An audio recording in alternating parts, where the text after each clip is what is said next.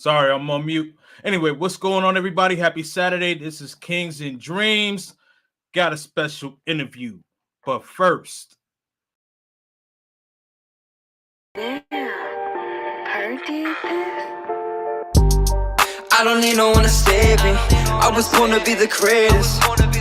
All that time in that basement, all that time isn't wasted. Rapping getting faded. I just wanna tell my mom that I made it. Just wanna be the topic of the conversation. Used to rock the gold plated. Now I'm wearing gold chains like I'm famous.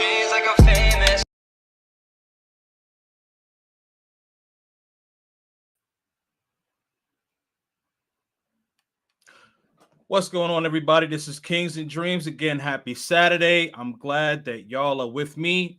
Make sure that you do hit the like button, subscribe, and hit the notification bell. All right, you see the title, you see the thumbnail. This guest is no stranger to the channel and definitely no stranger about what he talks about, what he does abroad.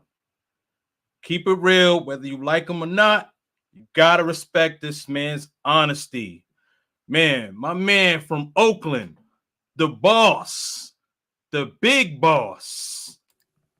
What is going on, brother?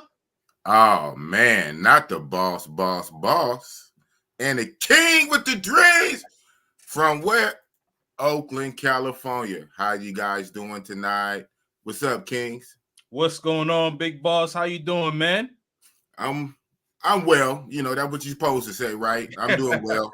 But really, man, I'm getting over a cold. You know, I just got back from vacation, and I got rained on in Brazil for the first few days. And then I got burnt. That's normally how it go. And then I come back here to the States, and here in Cali, you know, it started raining. So I'm going through it, but I didn't want to cancel tonight. This is a very good topic, dear to my heart. You know what I'm saying? You reached out to me. You wanted to for me to talk about this on your channel. So what was the boss supposed to do? Absolutely, man. I appreciate you being here. You know, so won't take you. You know, won't keep you too long, so you could go get your rest, man. You know, just coming back from Brazil. Yes, And sir. absolutely, that's what's up, man. Okay, so in this travel space, if you will, men travel for a multitude of reasons, and you have always been completely honest of what you specifically travel for. To bust it up, Bossalini. Absolutely. And so this term is called mongering. Now, for those who don't know, explain what is mongering. Right. So first of all, the term mongering, it's an old word. It's archaic, matter of fact. The word actually goes back to the 1500s, believe it or not. And so what it originally meant was for a man to be sexually promiscuous. Believe it or not, it wasn't even about a pay for play or consorting, you know, with women of the night, paid prostitutes. It was literally like a Rolling Stone type of guy, a frolic man, a promiscuous man who sleeps with all the women in town, everybody's wives and daughters and everybody. He was just a promiscuous man, and that was called mongering or whoremongering. And even when you talk about whoring per se, that would even include the man. Like, so the man would like be whoring himself around. So it should be noted that in the original sense, and I'm gonna break it down to the nowadays, how we use it now in our common vernacular. But where it originated, it started with mongering was basically a man who was very overly sexually active, and he slept around town. He was a Rolling Stone type of deal. That's what mongering comes from. So now you get into the nowadays. So it's more so applied to the same thing.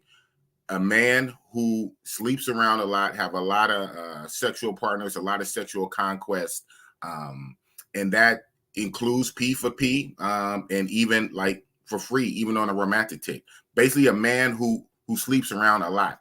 So when we use it in the travel sense, that, you know, it's been known that when a lot of guys go on these trips, right? We're not there for a long time. Most of us is a vacation. 2-week vacation, a 10-day vacation, 3 or 4 days. Shout out to the guys who expat. They have certain remote jobs nowadays. You can work online or whatnot, or your company sends you overseas where you can kind of put roots down and you can be in country for like 3 months, 6 months, and like 60, 90 days or longer. But most of us, we travel for what? A vacation, 1 or 2 week or 10-day vacation. So in that short time span while we on vacation, frolicking, doing everything else, many of us, we interact with the local women of whatever country we're going to. So basically, we're whoring around, we're sleeping around, so we're mongering. Yes, nowadays that does include a fair bit of P for P in P for P legal places. Hello. Remember, every place is not America. Now America has laws against that, right? Against a direct form of payment with prostitution, whatnot. Interesting enough, I always say, even on my channel, interesting enough, even America has it in one state. So even then, you can't throw the baby out with the bathwater, because if it was that bad, they wouldn't legalize it in Nevada. For whatever reason, the Mustang Ranch, shout out to the Mustang Ranch, is legal in America in one state. So that's very hypocritical. But outside of that, a lot of these other places, they don't play those type of games. It's just legal across the whole country. So the guys go to places where that type of activity is legal, and they participate, long as they obey all laws, be a good conduct. But men will be men, boys will be boys. They were frolic, they were whore around, and they were what? They were monger. Got it, man. And which leads me to my second question. So I'll leave you big.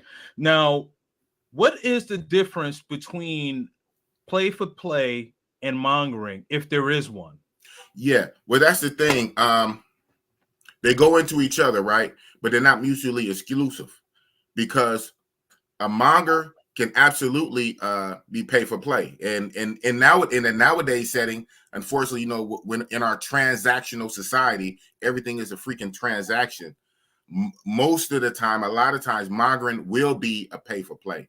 But note, like I said originally, from the original word, when it first started in the 1500s, 1700s, Old English, it was a man who was sexually active, frolicking around many sexual partners, sexual conquest, a promiscuous man. So mongering does not necessarily have to mean pay for play.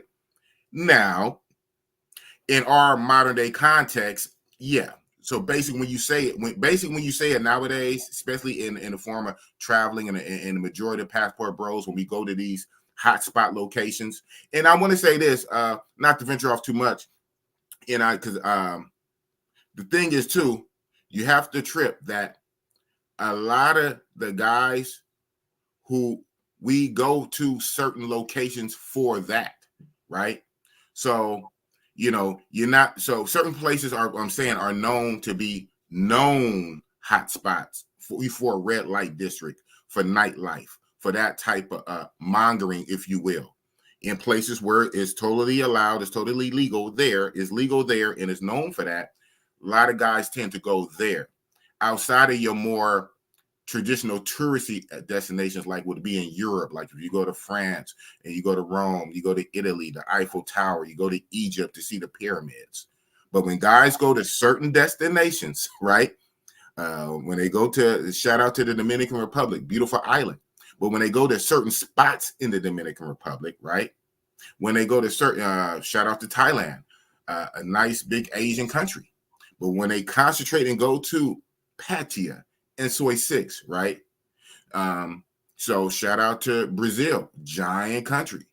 But when they go directly to Rio Copacabana, so guys who like I say, don't watch what they say, watch what they do. And more importantly, watch where they go, right? Because you're going to go most of the time, you talk a good game, you talk all this, I don't do this, I don't do that. That's you guys. When we look at your flight itinerary, look at your hotel Airbnb, we look at where you go. Where are you going? Right to the hot spot. And there's nothing wrong with that. And we're going to break that down a little later.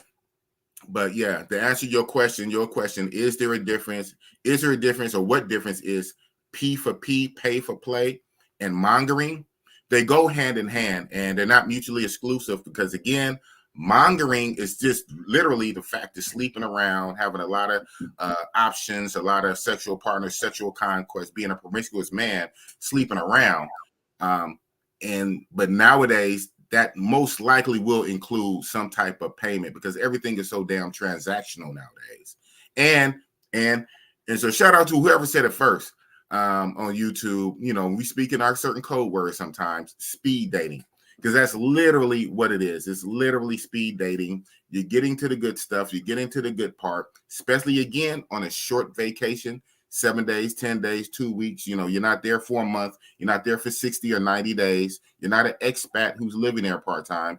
You're not even a remote worker that's working online. You're there for a very short vacation. You're not there for a long time, but you're there to have a good time.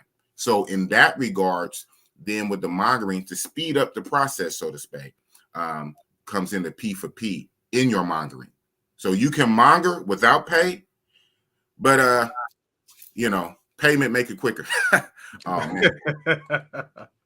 Hey man, well, thank you for the clarification because I had the thought process that mongering really just meant like that guys were really just running through you know, a bunch of streetwalkers, if you will, or you know, escorts, whatever, right? That was my assumption.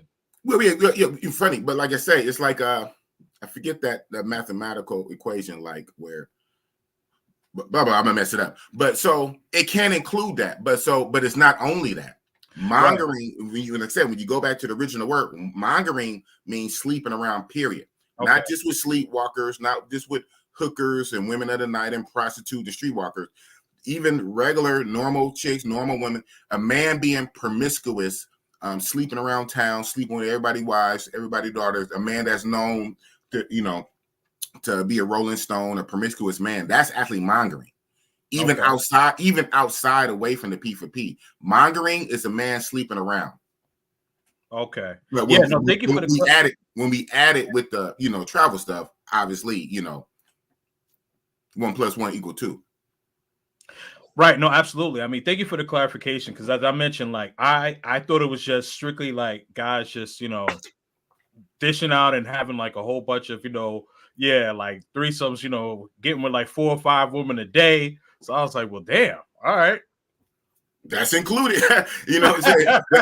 that is included under the umbrella. And so right. And that's what we're going to break that down later. The different flavors, the different layers, the different levels to this, right? Because it's definitely not a monolith. It's not a monolith.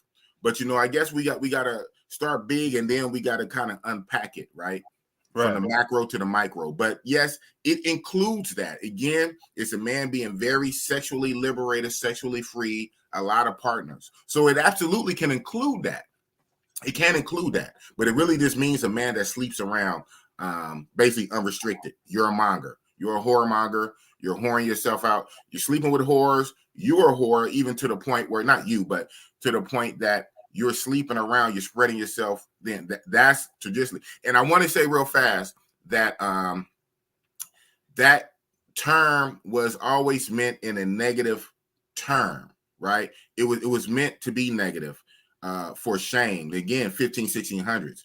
The thing was always, even now, but the thing was always for society to push the traditional marriage, man and a woman marriage relationship. Anything outside of that, society frowns upon. And so depending on what time period, what time area, what country, you know, society will put certain pressures on the men to conform, right? So that was a very big shaming tactic, a shaming name to call a man a monger. It was to try to shame him to change his ways so he would just go marry one woman and stop sleeping with everybody's wives, right? So it was always a negative term by society as an attempt to shame the man into conforming that behavior when being promiscuous, sleeping around to just get with one woman and marry down. All right, understood.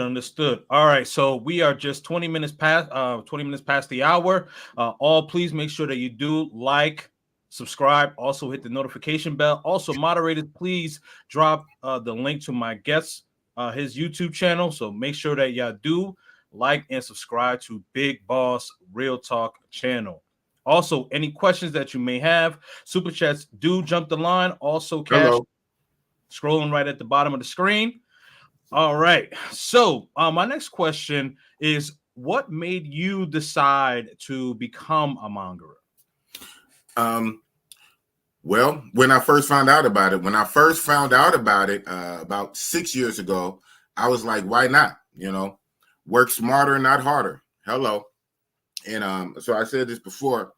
When I found out about it is I took a trip, an in-country flight, matter of fact, in America from Cali to Florida to see a ex-coworker buddy of mine who's a DJ in the music game. He wanted me to come down there and check out his studio and what he got going on. I used to be in the music a little bit, but maybe do some possible collab work. So I was down there in that area, Fort Lauderdale and Miami. So when I was down there, that was the first time I traveled that far out of Cali. I mean, I don't think I went past the Rocky Mountains before that. Wow. Yeah, for me, leaving Cali to go to Florida, that was like, wow. So when I was out there, it felt like I was island. It was all hot and all the palm trees and all hot, and I'm seeing all the different, here in California, San Francisco, and Oakland. We're diverse ourselves. But we have a lot of Asians out here, a lot of Hispanics, and from all over the world. But when I was in Florida, I was seeing a lot of like island type people. I seen a lot of the Jamaicans, a lot of Cubans, a lot of Dominicans or whatnot when I was in Florida, and it had a whole different vibe. So I was like, So when I was flying back on JetBlue, ding, we offer direct flights to Dominican Republic. Yeah. I said, what the hell is a Dominican Republic? So it always stuck in my mind. So when I got back to the town, I just started looking up, because now even that Florida trip, not just the state, even Florida, that Florida trip put a travel bug in me. I got bit by the travel bug. It was dope going to the airport, sitting on a plane, flying. Some people scared of flying. It was dope to me. I liked it, going somewhere different. And then going there, it was very hot, the palm trees, interacting with all the people. Like I said, my guy, he's plugged into the music scene, so he took me around to some spots, plugged me into people, stuff like that. So I'm out there in Miami, I'm out there Fort Lauderdale, turning up, and so I'm coming back, and so I'm like, So I started looking up Dominican Republic. That's legal? I said, oh man. I said, what? I said, that's legal there, like legal. So then that started my deep dive, down the rabbit hole of YouTube. Shout out to early YouTube. So we're still talking 2017-ish. All the DR Sasua YouTubers are blogging about the DR Sasua. And so, man, in the space of a year, man, I didn't soaked up so much knowledge just from YouTube. Then I started doing a deep dive on the internet, and I started getting involved in like chat rooms and certain blogs, like Take Me Back to Sasua, some other ones. A lot of these are ran by like white guys, and a lot of them are ran by guys out of Europe, they go to there. And so, long story short, I started following this one European dude. I think, was he from Sweden? Some European dude. He had a blog, he had a YouTube channel and a website and all this stuff. And I started following him. And so he put me in, even though he had a YouTube, he had a WhatsApp group. I didn't know what the hell WhatsApp was. So I emailed him. He told me to download WhatsApp on my phone. So then he put me in his group. So I was one of the few black dudes in there back then. I'm in there with a bunch of white guys from Europe. And man, and that's another thing. People talk about us. Man, we ain't got nothing on them white boys, man. They do the most. They do the most. And so that's how, that was my training wheels, how I got put on. And I'm like, wow. So they really opened my mind up to it. So basically I stayed in that group and I started getting introduced. You know how WhatsApp is now. It's like a spider web. It's like you start going to different groups, guys. They watch you, they like your style, they see how you move, and then you get a link to this group. Then you get a link to this group. Well, we mostly go to Colombia, Medellin. Oh, well, we're a group. We'll go to Brazil. Oh, we a Thailand group. So now I'm getting exposed. And my mind was like, wow. I said, man, so big boss breaks. Let me get a passport and let me jump on this Monger train. So that's how I got started into it. And so when I went, like I say, I have to say, the ease of use, the point and click. The ease of use, the point and click. I don't know why it's not legal here in America, outside of Nevada, right? Again, like I said earlier, a few minutes ago, it's legal in America in one state, but not the other 49. Make that make sense. If it was so bad and terrible and evil and moral and blah, blah, blah, blah, it should be nowhere. It shouldn't be a hint or a trace.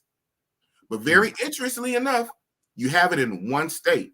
So if you have it in one state, you can have it in 48 to 49 states. So I don't want to hear that talk, that moral talk, because we have it here in one state. And of course, it happens here, but under the radar. So I like things to be real and not fake, right? So if you're going to be about it, right? These other countries, they know what it is. Now, you can get into the thing, is it for their economy? Because, a lot of these places are developing economies or whatnot. So that is included with tourism, regular tourism. And then you have, your Monger type P4P tourism that boosts it up. Hey, for whatever it is, as long as everything is legal, is above board, why not have at it? So I got into it. The reason why I got into this lifestyle, because I just saw it as one extra tool on my utility bill or whatnot to utilize. I do what I do here in the States, but why not take my talents abroad where it's easier, cheaper for most part, even though outside of the expense of traveling. But why not work smarter and not harder? I hear you. Which kind of prompts me to ask another question, because you mentioned how basically like prostitution is just legal in Nevada. Now, do you think like if more states started to legalize prostitution, especially with the way like how inflation is now, right? Do you think like that may help slow down some of the inflation? Nah, really. Unfortunately, if they did, well, I don't know. My thing is, if they did, it would actually probably increase the prices in a lot of places. I don't know. Well, I look at it, okay, big boss race. I look at it like this. The precedents that I can use that I know from my state for something that used to be totally illegal, you go to jail for. Now, at least here in Cali, I don't know about other states, it's totally legal now. They have shots for it. Cannabis, marijuana, weed.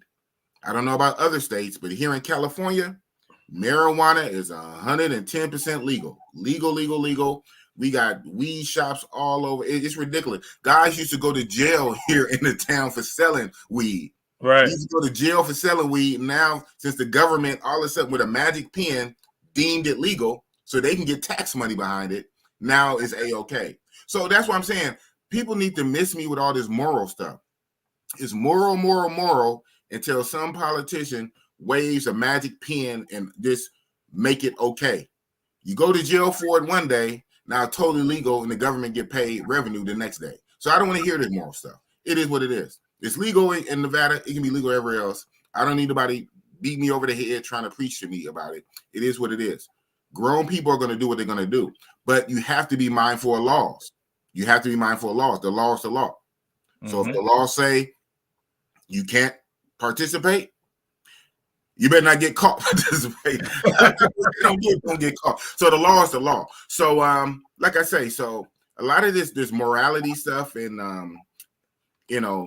the morality argument that a lot of people try to say, I mean, most of that goes out the window because things that not to get your channel in trouble, but I just speak in code, things that used to be considered not biblically sound, sexually wise, right? But 15, 20 years ago under Obama, they made it legal. So it changes with the time. It changes with whoever's in office. It changes whatever politician with their magic pens all of a sudden make this legal and make that illegal and this and that. So the thing is to always follow the laws, obey the laws, do everything above board so you don't put yourself in no jeopardy, in a legal jeopardy and financial jeopardy. And within that little paradigm, just have as much fun as you can as long as you're not hurting nobody. But all of this, shame, and I'm gonna go back to even the word mongering back in the day when they first came up with it back in the 1600s. It was a negative shaming pejorative term, to shame a man for not conforming to society's rule of just getting a woman and a wife. You're sleeping around, you're sleeping with everybody, you're being sexually promiscuous, you're a monger, you're a whoremonger. And so Understood. All right, so we are 30 minutes past the hour. All please make sure that you do like, subscribe, hit the notification bell. Also, make sure that you do subscribe to my guest, Big Boss Real Talk, his channel. Here is the link right here. So definitely make sure that you do like and subscribe. Also, hit the notification bell for his channel. Any questions, please make sure that you do send either a Cash App or a Super Chat. Definitely appreciate you all being in here. All right, Big Boss. So before I go to my next question, just want to give a couple of shout outs to some people in the chat here, if you don't mind. All right, so we got the Flyboy Way in the building. THEFLY. Don't ask why. Right, man. A quick story about Flyboy. So Flyboy is actually the one that actually got us introduced because you were doing an interview on his channel, and I was like, "Yo, like, who is this dude, man?" And then, and you brought me on your channel that same night, man. The same night, yeah, definitely appreciate that, man. You remember that, huh? Oh yeah. Oh man, listen, I don't forget who looked out for me, man. Was it about 2 years ago? That had to be like 2021. Yeah, that was 21. Yeah. Let's see here. Intellectual soapbox. I'm sorry. Soapbox. Salute Kings and Dreams. XL Pro was in the building. My man Big Sean, salute. Pitmaster C, Monger Life. Okay, all right. I hear you, man. Busted Up Boss. Shout out Busted Up Boss and Lady. Oh, Bobby man. Johnson. Oh, that's OG. That's OG, man. Oh, what up, OG? That's my co-pilot. OG Bobby Johnson. Salute, man. Definitely appreciate you being here, man. The new age name is Playboy. Mm-hmm. Okay. So technically, yeah, and that's actually correct. That's okay. actually correct. Got it. Yeah, no doubt, man. I'm learning so much, man, because again, like, I had this thing where it was just like, hey, man, like basically you go to the bunny ranch and abroad or something. Bunny ranch is abroad and just do your thing. Jamie's in the building. Which I do. Right. Jamie says, "What's up?" Salute. D Blake. Diablo. That's D Blake right there. Oh, D Blake, my fault. D Blake in the building. My bad. Pitmaster C says there's P for P in Queens, New York, with the influx of immigrants. Yeah, I was definitely hearing about that. You're talking about the Venezuelans, right? You got to be talking about that. Oh man, Garnet look like another state. Look like another state need to legalize. Hey, like I said, not to cut you off. Yeah. If one state can do it, hey, it's like the crack in the dam, it cracks. If one state can do, because that's the case, it should be zero. Right. But very interesting. You allow one state say, hey, what's up, New York? What's up, Cali? Oh, man.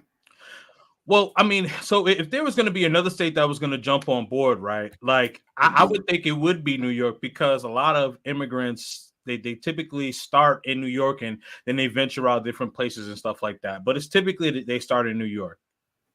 Give us your tire. Give us your free. Shout out to Statue of Liberty, whatever she said. All right. There's P for P in every city in the world. Some are just more in your face. Absolutely. Absolutely. I agree 100%. But in every city in the world, it may not be legal, but it's going to be there. Right. It's like, an analogy of one of the Jurassic movies. They had a few when they working they was cloning the dinosaurs or whatever, and then I think even what they try to say, they only made just one sex. I think it was all female or all male or whatever. So but some would just mutate on their own, like some kind of weird. But what I'm saying is that famous line, it said, nature will find a way. Okay, I know that's kind of like squeezing a square peg in a round hole, but I'm like, hey man, when it comes to this thing at sex, people they're gonna smash. People. Oh yeah. It is what it is, man. So whether you have your laws in place and this and that, and then a few years later, a magic pen changes to this and that, people are going to do what they're going to do. Now, the only thing is, how legal is it? Is it allowed in that society? Is that society, shame it? So now, and even when you got tripped, even when people shame stuff, does it really stop it? Or does it just make it go underground and then people don't talk about it? Right. So even when you shame it, your shaming is not going to stop nothing. You're not going to stop it. At most, what you will do, you will have people go underground and not talk about it. But that don't work on the boss. Hey, and so you saying that kind of prompts another question, right? So do you think, like with OnlyFans, you have people that charge for meetups? Do you think like that's a workaround? Due to the fact that, sorry, go ahead. My bad, bro. But what I was saying is, do you think that that's a workaround due to the fact that, as you mentioned, it's only legal in one state? Right, only legal in one state. This that is like a something in the back of my mind, and that just gnaws on me all the time. I'm like, wow. But yeah, that's absolutely a workaround. So what we all know, right? A lot of the Instagram baddies, these bad chicks that's on Instagrams, and you go in their bio and they have a calendar where you can book them. When they say like booking, what do you think that booking is? So that's indirect. That's indirect prostitution for the most part. They're selling themselves, and you just have to be, in legal wise, you got to be careful how you say it and how you word it, right? So it's not what you do, it's what you say and how you do it. So all you have to do is say, well, I'm charging. This is just for a meetup. This is for a meet and greet. This is a booking. I'm coming to do a dance. I'm coming to do a private dance. Yeah, we know where that private dance is going to end up. It's going to end up in the bedroom, right? So right. It's the same. It's the same thing. So that's what I'm saying. They're not stopping anything with this holier than now, old school Quaker, psycho religious type of whatever they got going on. Just give us free. Let us all bust it up. Right. Absolutely.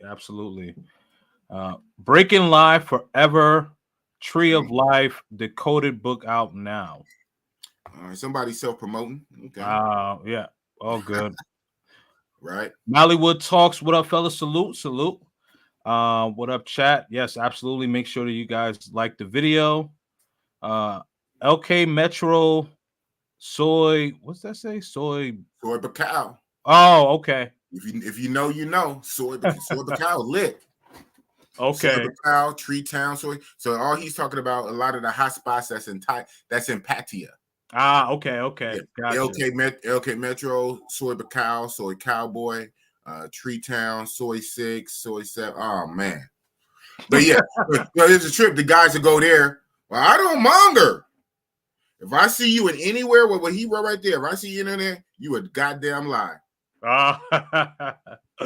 Got it, man. Go to Rome. Go to Rome to the Colosseum. Go to Italy for the Leaning Tower. Go to France. Go to France for the Eiffel Tower. Go to Egypt for the pyramids and the Sphinx. Don't let me catch you on LK Metro and Soy Bacao talking about you don't monger. But I know this is one of your questions, but a lot of guys don't want to be associated with it. But I don't want to jump in front of the train. No, I feel you. So I'm just gonna read this next comment and then I'm gonna go back to my questions here. Kings and Dreams. Someone had mentioned. Yeah, that's true. That happened last year. Happened last year. So I'll do a video telling the story, but here's the short version.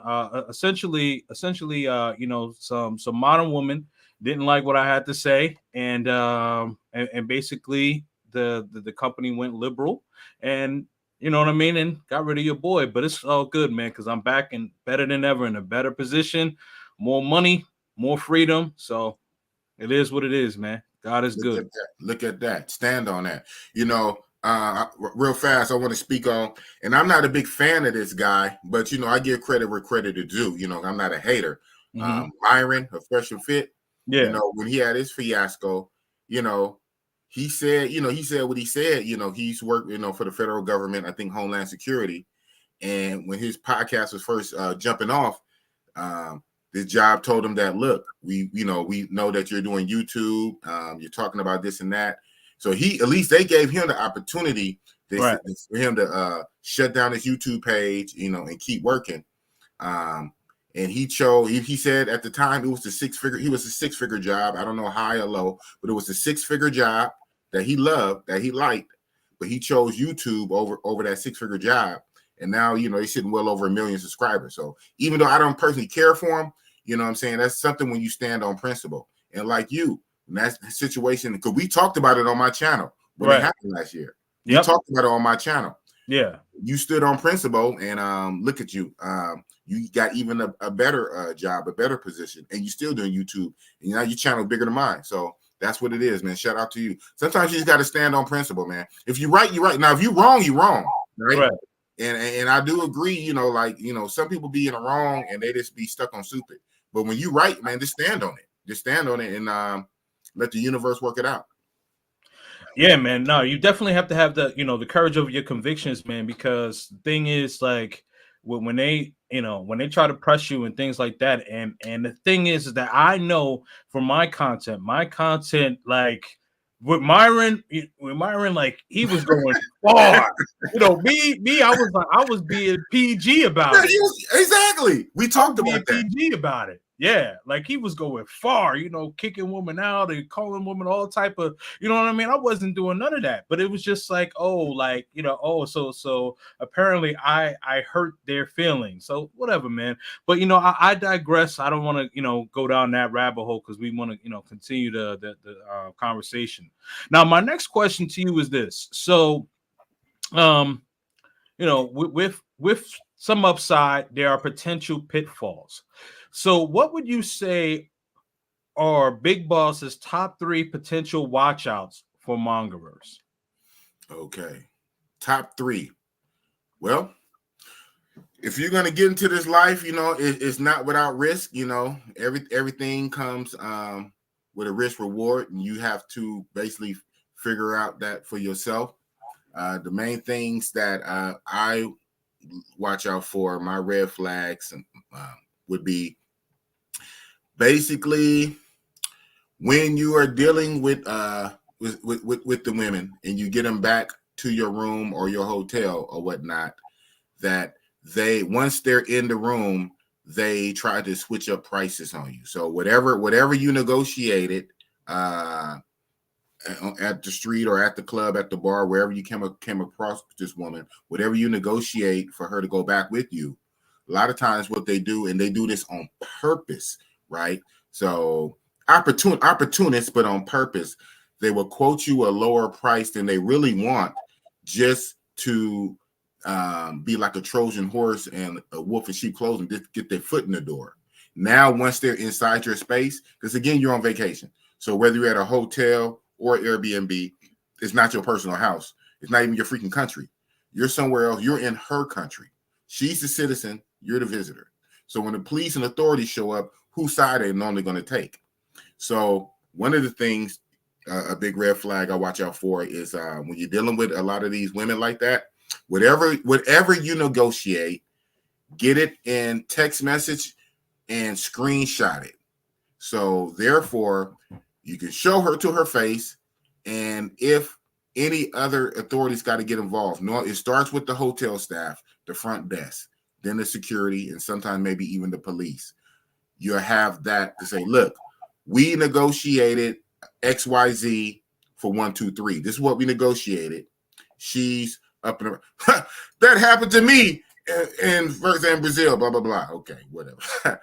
So that another thing to watch out for too is when you have the chica or the female into your room, into your space, they can, potentially rob you or whatnot, take your belongings. So what we always say, especially if your place have a safe, and hopefully it should, we call it chica proof.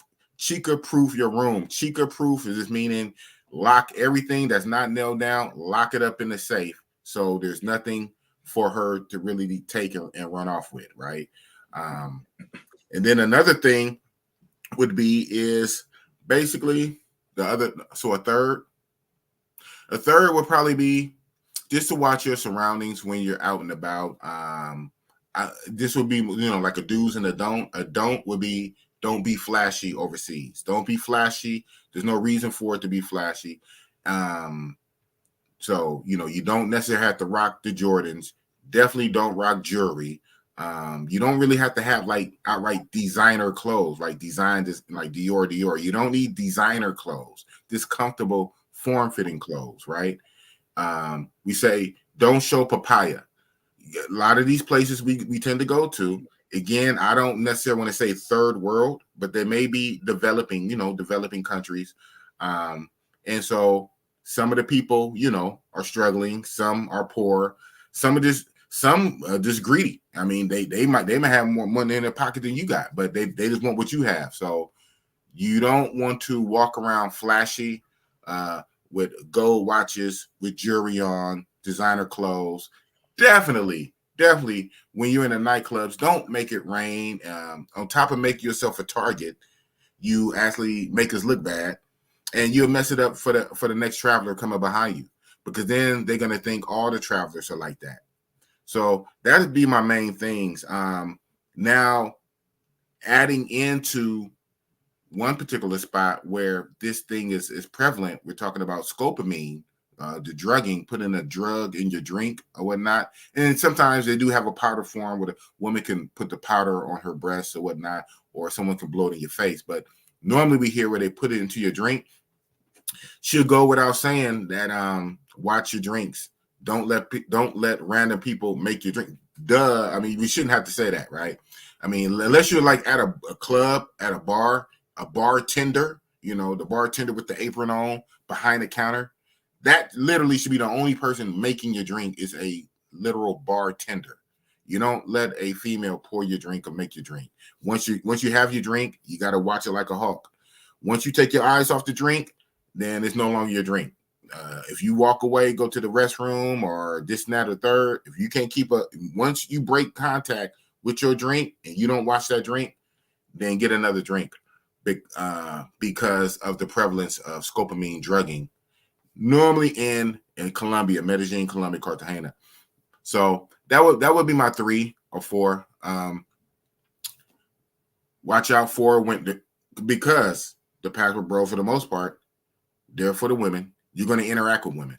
So once you enter into negotiation, the price is going to be for her time and service. Hint, hint, code word. The price for her time and her service.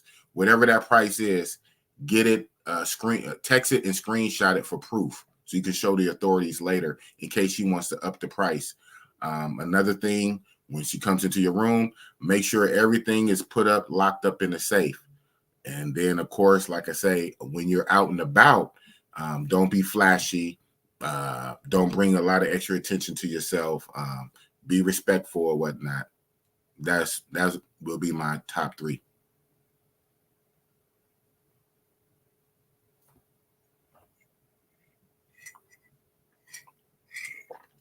Sorry, I was on mute. So let's stay right there. Now, due to the fact that you mentioned the scopolamine and taking a screenshot of whatever price was negotiated, right? Now, with these things have happened to guys being scammed, robbed, so on and so forth. Do you think that these women in these red light district areas, if you will, are targeting foreigners who are traveling? Oh, absolutely, absolutely. For another reason, you're bringing outside money, So basically, inside their bubble, their ecosystem little bubble, it is what it is. All that little money is accounted for.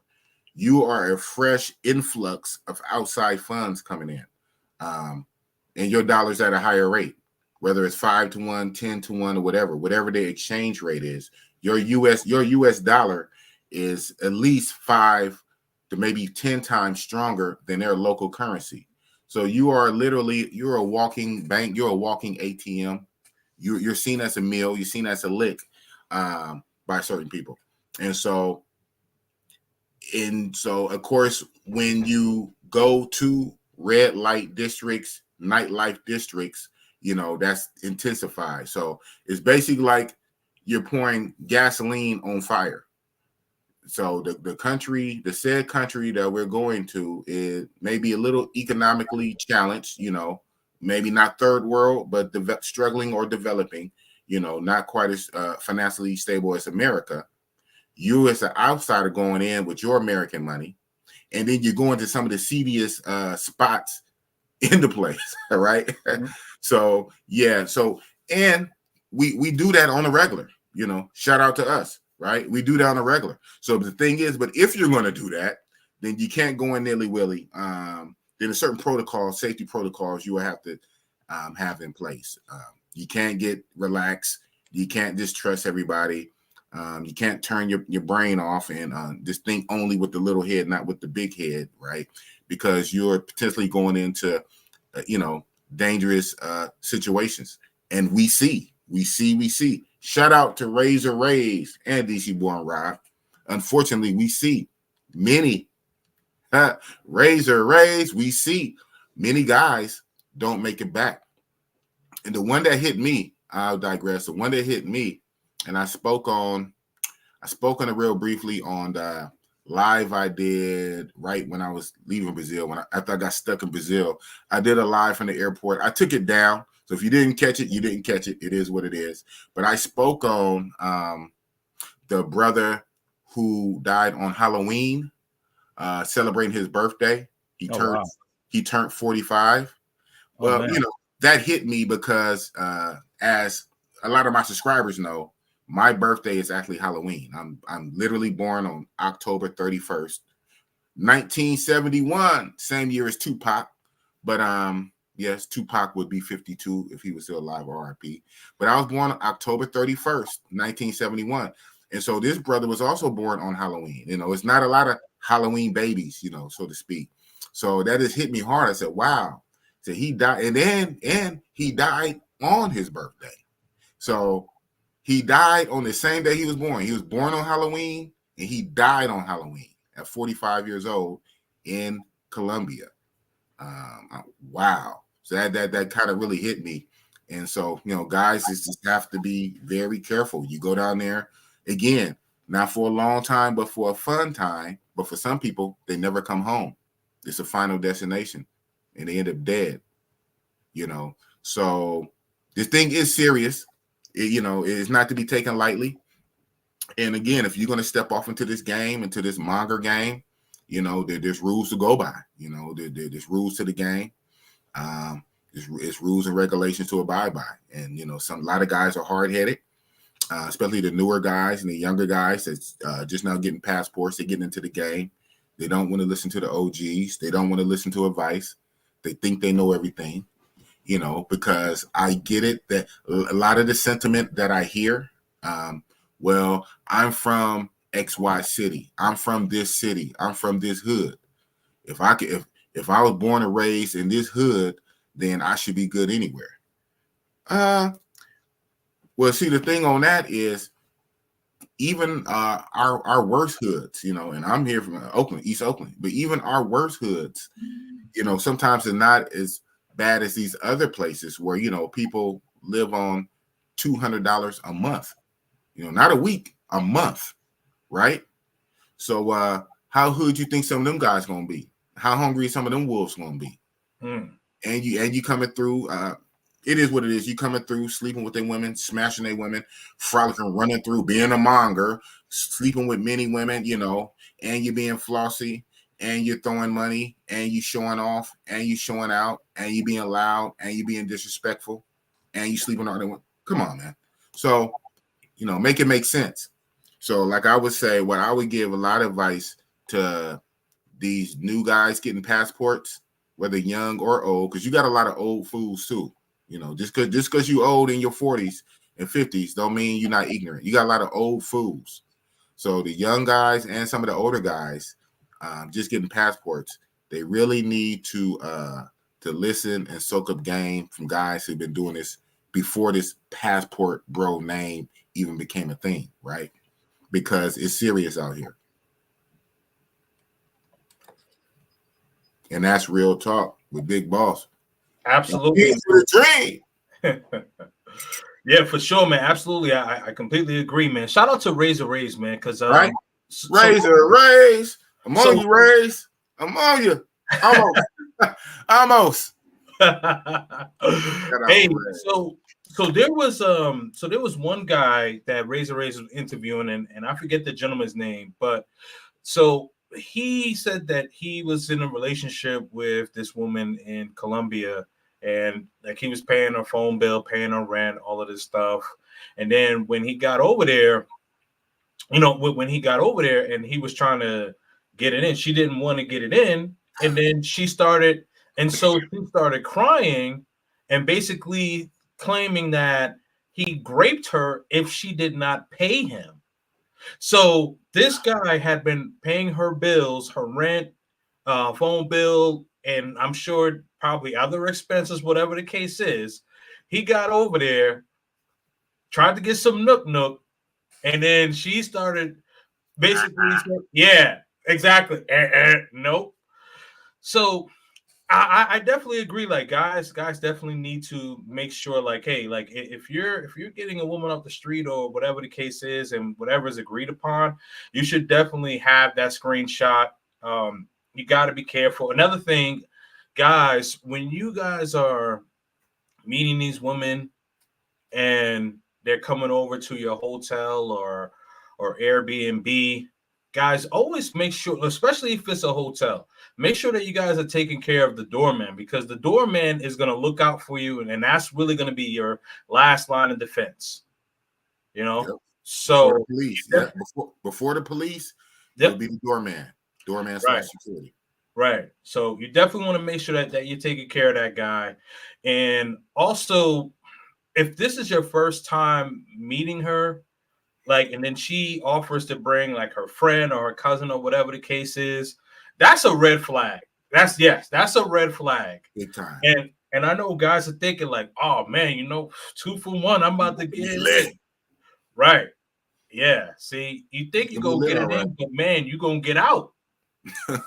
No, I'm serious, because what, like there was a situation that happened where this guy, he said that he met this woman on Tinder and they were trying to do some language exchange.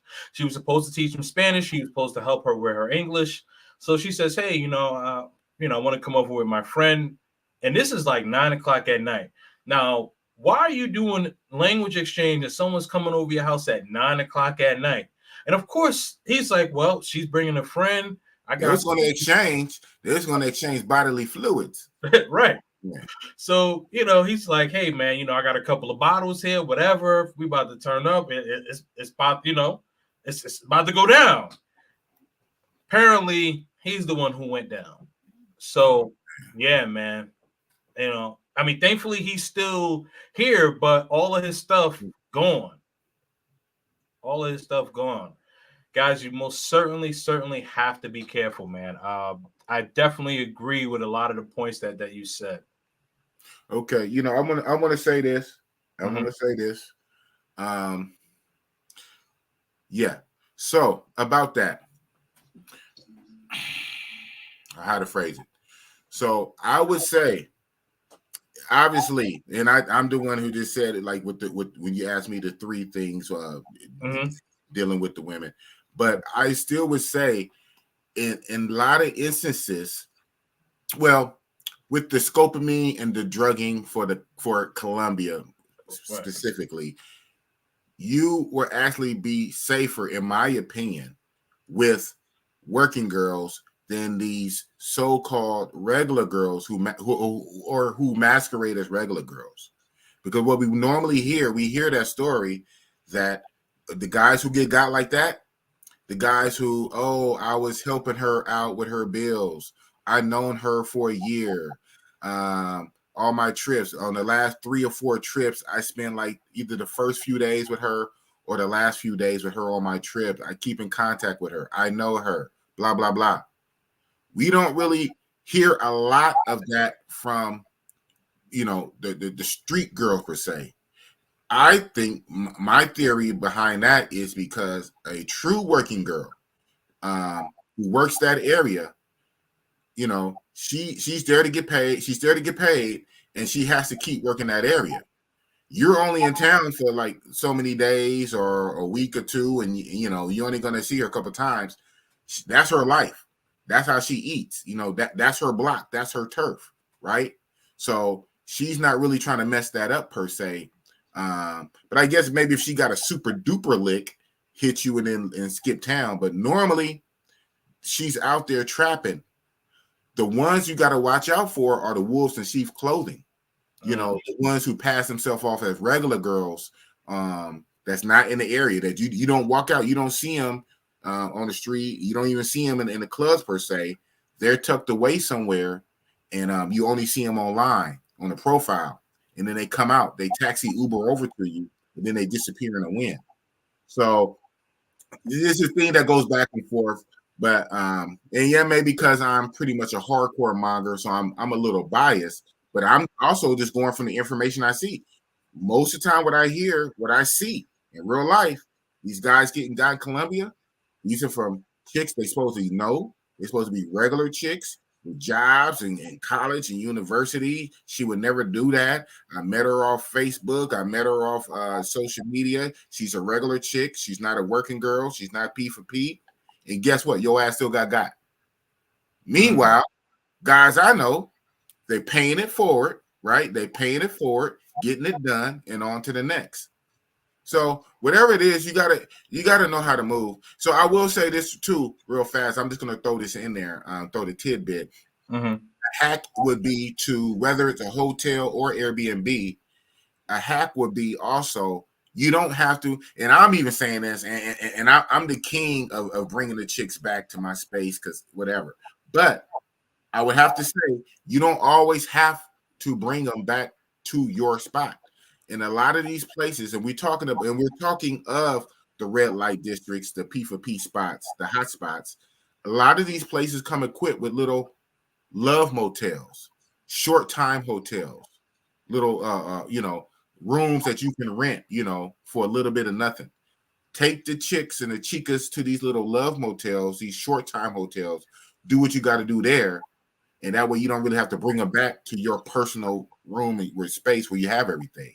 I was pretty much always against that, but I would have to say, honestly, some places that's probably more needed than others. So I personally, in Colombia, if I was to do Medellin, Colombia, I would be very leery of bringing a chick back to my personal space, whether hotel or Airbnb.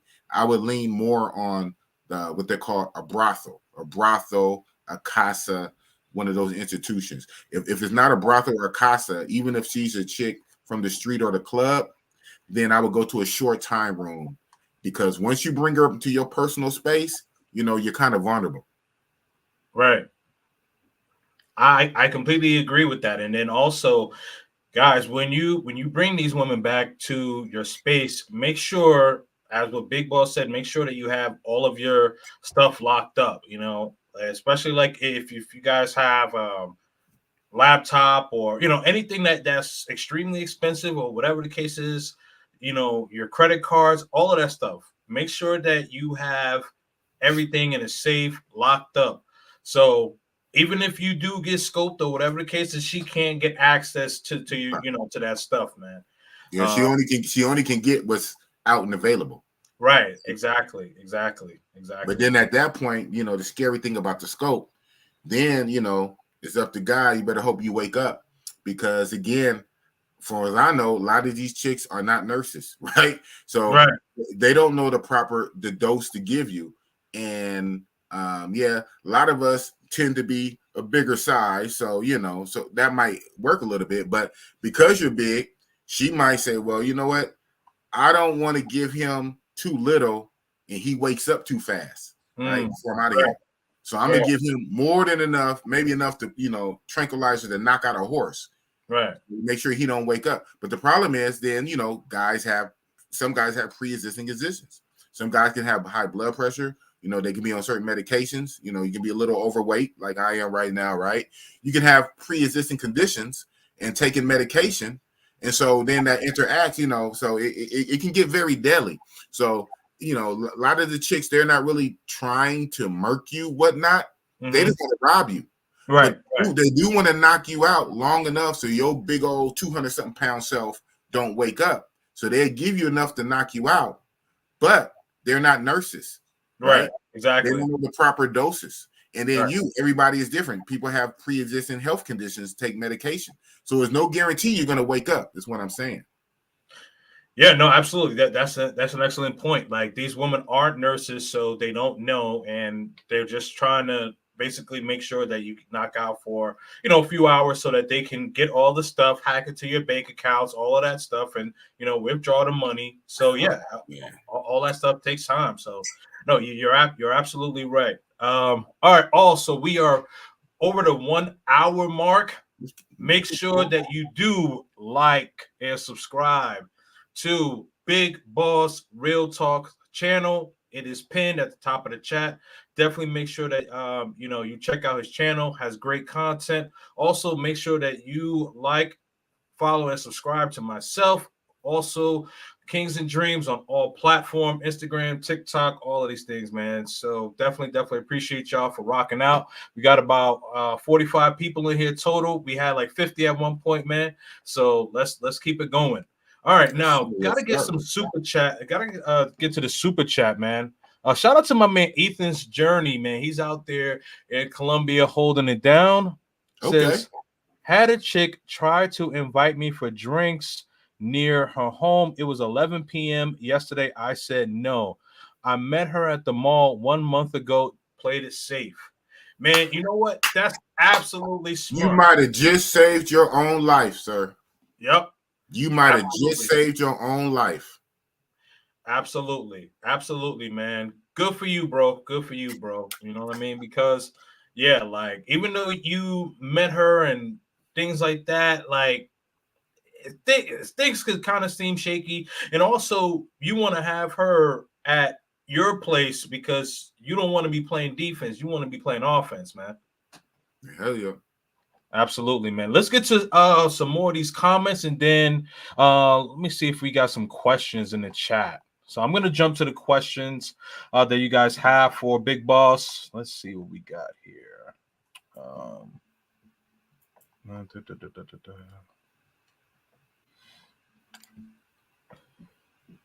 Buck Travel says hookup culture is accepted, but mongering isn't. Say that. Okay. That's real talk. All right. I hear you. Now that I got the clear definition, and I mean, I didn't really care one way or another. I just want men to be safe. That's my main concern. Exactly.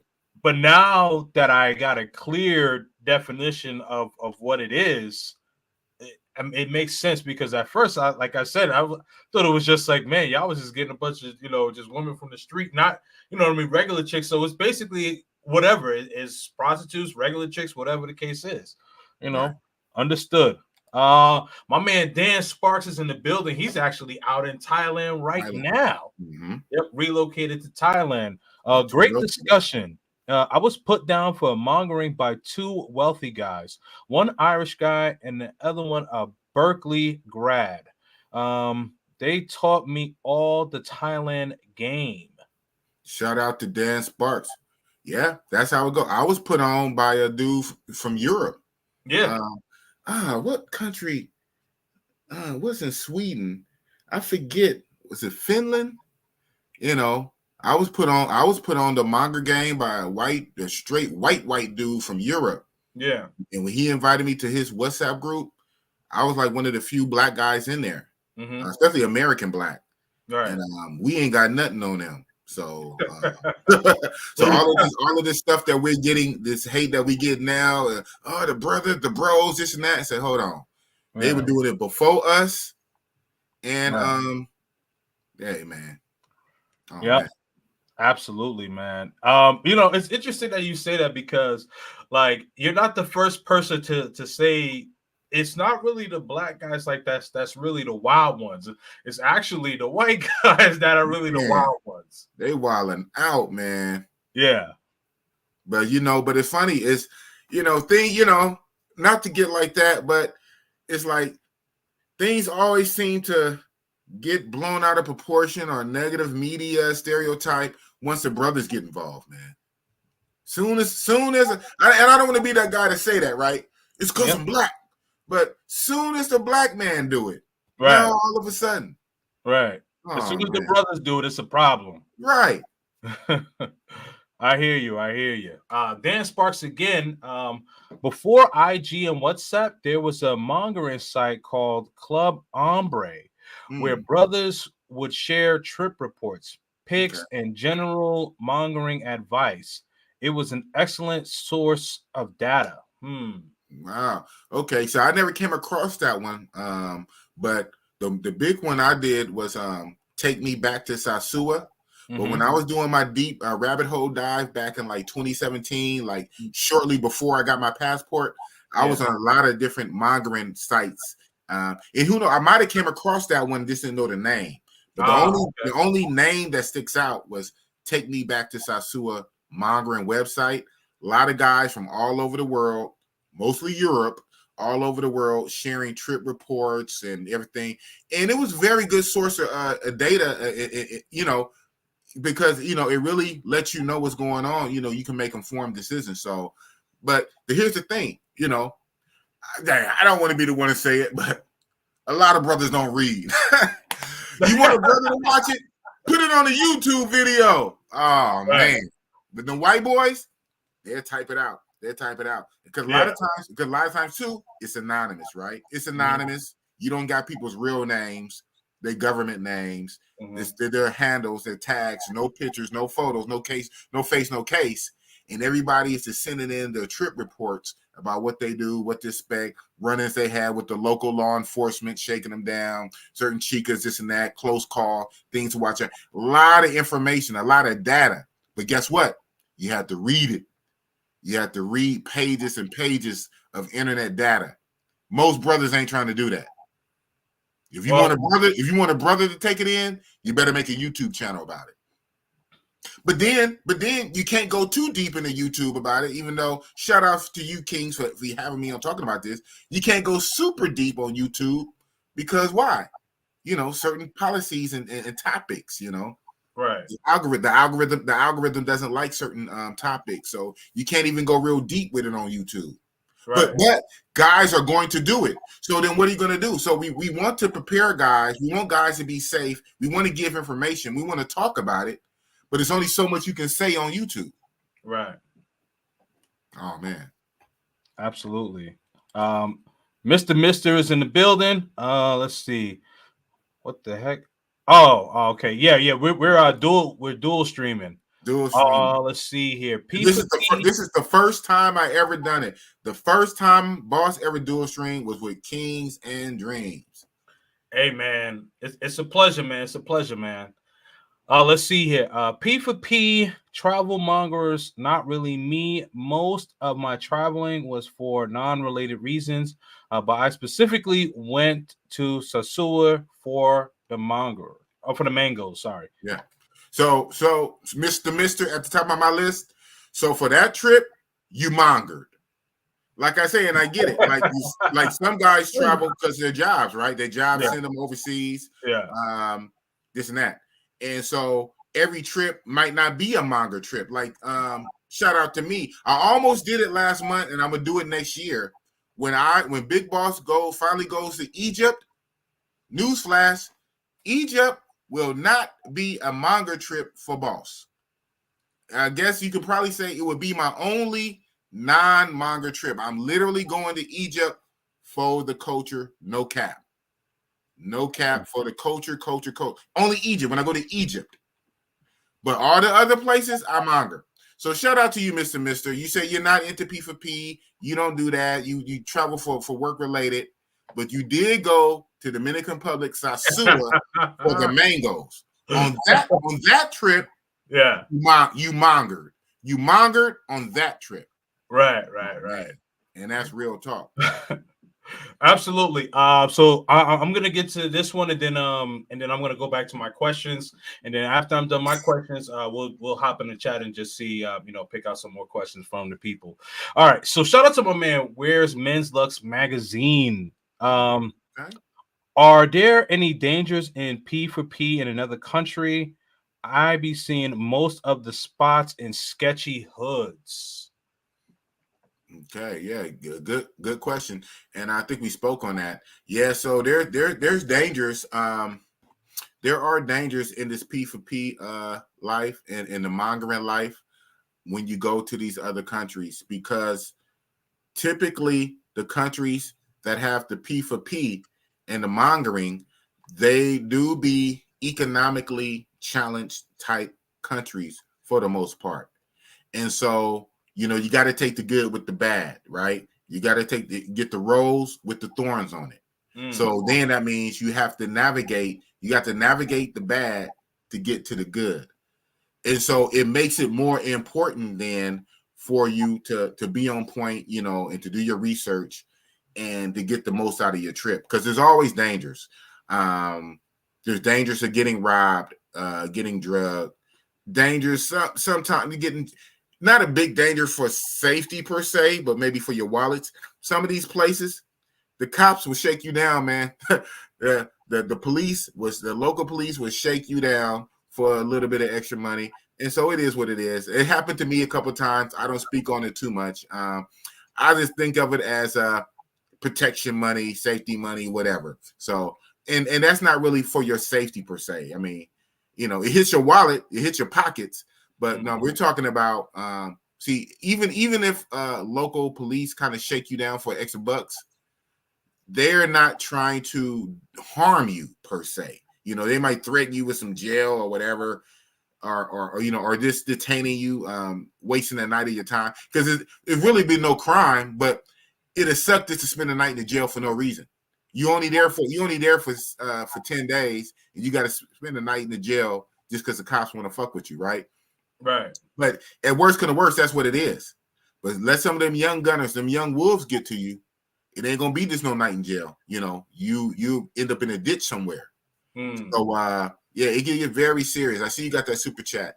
But yeah, it can be very serious. So you just have to learn how to move, how to navigate, take advice from more experienced travelers, and don't make yourself an obvious target, and just go and have your fun. Absolutely. And yes, there is another super chat. So after this, I'm going to go back to my I think I have 2 or 3 more questions.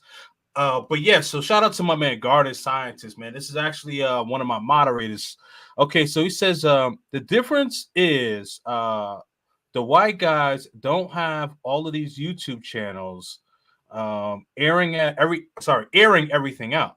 They are a group of brothers that I guess that what he's saying is everything that they touch turns to dust.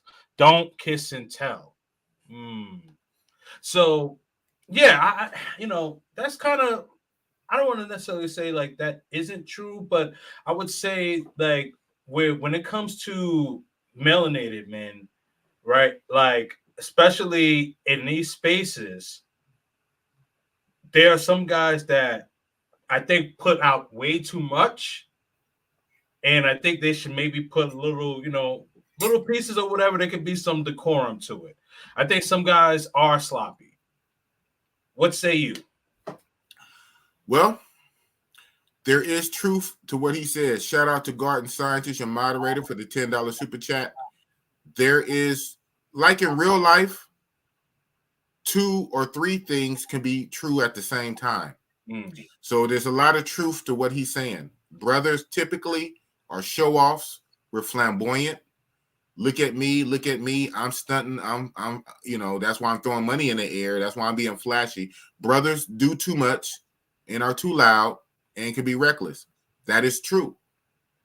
But I'll also say that there are white boy YouTube channels, but normally the white boy YouTube channels are going to talk about Asia. They like to talk about Philippines and Thailand, not so much the Caribbean, Latin America. White boys tend to focus on Asia with YouTube content. The thing that sparked Big Boss, guess what? A white boy, a European, right? A European white boy is what put the battery in my back and put me in his group and supercharged me. So to say that white guys don't do it and they don't talk about it, they absolutely do. They absolutely do. And it's more of them than us, right? For the most part. So, but again, not to take away from this comment, because this comment is actually, there's truth to it. Brothers on a whole, not everybody, brothers on a whole, and I have been guilty of this myself, are loud, are boisterous, are reckless, are show-offs. They want to stunt. They want to floss. Everybody look at me, look at what I'm doing. They put everything out there, and now they mess up spots. They mess up sweet honey spots because they telling all the secrets. They telling all the good stuff, and they blow it up. And then next thing you know, you get an influx. True. I keep it real. But also, white boys do it too. White boys been doing it longer, and there's more of them. And what they do tend to do, they still do the YouTube, but they also even break it down to have websites, right? That a lot of brothers are not going to go to. Again, the brothers are not going to read and shift through all that data on these trip reports on the websites. For the brothers, we're visual learners. We want to see it on a YouTube video. And the white boys have whole dedicated vlogs about it. So you have to take that with a grain of salt and nuance. And that's real talk, a big boss. Absolutely. All right. So let me get to my final 2 questions here. So from your perspective, why do you think that mongering is frowned upon in these spaces, whether we call it the travel sphere, manosphere? I mean, to me, I think it's really all in one, because these are spaces that men are congregating and trying to help each other out one way or another. So my interpretation, I call it the manosphere, but some people call it the travel space, and they say they're 2 different things. I digress. Now, the thing is that what say you to people who frown upon guys who monger? Okay, I'm going to take that and break it down into 2 sections. Sure. You have the outside world, basically the passport haters, whether that be the modern women, mainstream society, even these simp guys, these simp white knight cut defenders, the men who support these modern women. So the outside passport haters. And then, but what's more insidious to me is sometimes fellow travelers.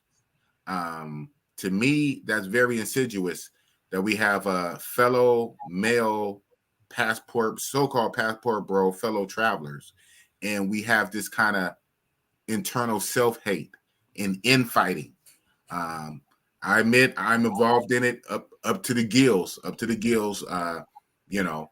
It is what it is. I give as good as I take. I think it's very unnecessary. I think it's destructive, but like the one brother said, everything the brothers touch seem to turn to dust type of deal. But it's frowned upon. Everything comes back full circle. The word monger, the end is the way we started it, full circle. The word monger, when it first was developed in the 1600s, It was a pejorative, negative term to describe something that happens, right? What happens, happens. It is what it is. It happens. Guys will be guys. Some guys are like this. Not every guy is, but many guys are like this. Men who are sexually promiscuous, who sleep around with a lot of women, who shun the institution of marriage for the most part. They don't get married and settle down. They want to sleep around with a lot of women. Society calls them mongers or whoremongers as a way to shame them and say, this guy is a monger. He's a whoremonger. He's promiscuous. He sleeps around. He's not marrying one chick. He's sleeping with everybody. He's a monger. That was always a negative term to try to shame guys. So now when you fast forward to now, it's still happening. It's still happening. And so that term was always negative. And since it's negative, I get it. Who really wants to wear a negative pejorative term around their neck that society tends to look down on? So that's why guys do it. They do it. The guys they're absolutely going to do it, but they throw the rock and they hide their hands. They don't want to be called that because it's a negative term. Me, kind of like 8 Mile, would be like, hey, I would take your negative term, I will embrace your term, and I just make it great. You can't shame me. You can't shame me for doing what I want to do. Again, as long as I'm not breaking no laws, I'm not hurting nobody. It doesn't matter if I don't conform to your opinion or society's opinion of what I should do. Especially with a magic touch of the pen, they can change it any freaking time anyway. So today is legal, tomorrow is illegal, and vice versa. Whatever the dominant society says, with a magic touch of a pen, any legislator can just change anything. So now what are we doing? I'll tell you what we're doing. I'm doing what I want to do. I'm living my life. I'm living my best life. I'm not hurting nobody. I make sure I do the research before I jump off the porch nilly-willy to know what's right and what's wrong, what's legal, where I don't get myself in legal hot water. And now outside of the legal hot water, real life, boots on the ground in some of these countries, you got to watch how to move so you don't get robbed, you don't get drugged, you don't get kidnapped, and nothing crazy situations. So blah, blah, blah, run-on sentence. A lot of guys, they don't want the negative connotation, negative association. And I get that. Who does? Outside of Big Boss. But my thing is I'm not gonna let people use words to control me, to remote control me like a slave from your words, because I don't conform to what you think I should do and how you move. Hell, nowadays, almost everything else goes anyway. Again, same-sex marriages used to be illegal until Barack Obama in 08, 09 made it legal, where his court system under him, the federal courts under him. So things changed. Marijuana here in California, guys used to go. I remember, I'm 52 years old. I was born in the 70s, grew up in the 80s. The 80s in Oakland. Hello. Guys would go to jail for selling weed. Now here in California, especially Oakland, we have weed shops on every corner. Now it's magically legal all of a sudden. So miss me with all this moral stuff. Guys are going to do what guys are going to do, and they shouldn't be ashamed. They shouldn't be scared and let other people control them and mind control them and shame them with words. It is what it is. Just own it. And that's real talk. Absolutely, man.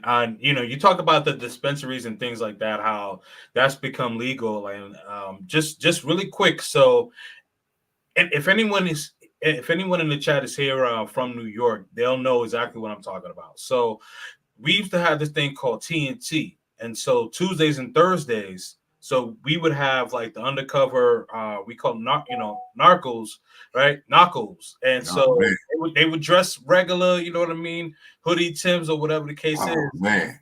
And just run down on people. So yeah, people was getting jailed for weed. Now in New York, weed is legal. So, I didn't even know that weed is legal in New York. Yeah. Shout out to y'all. I did not even know that. All time.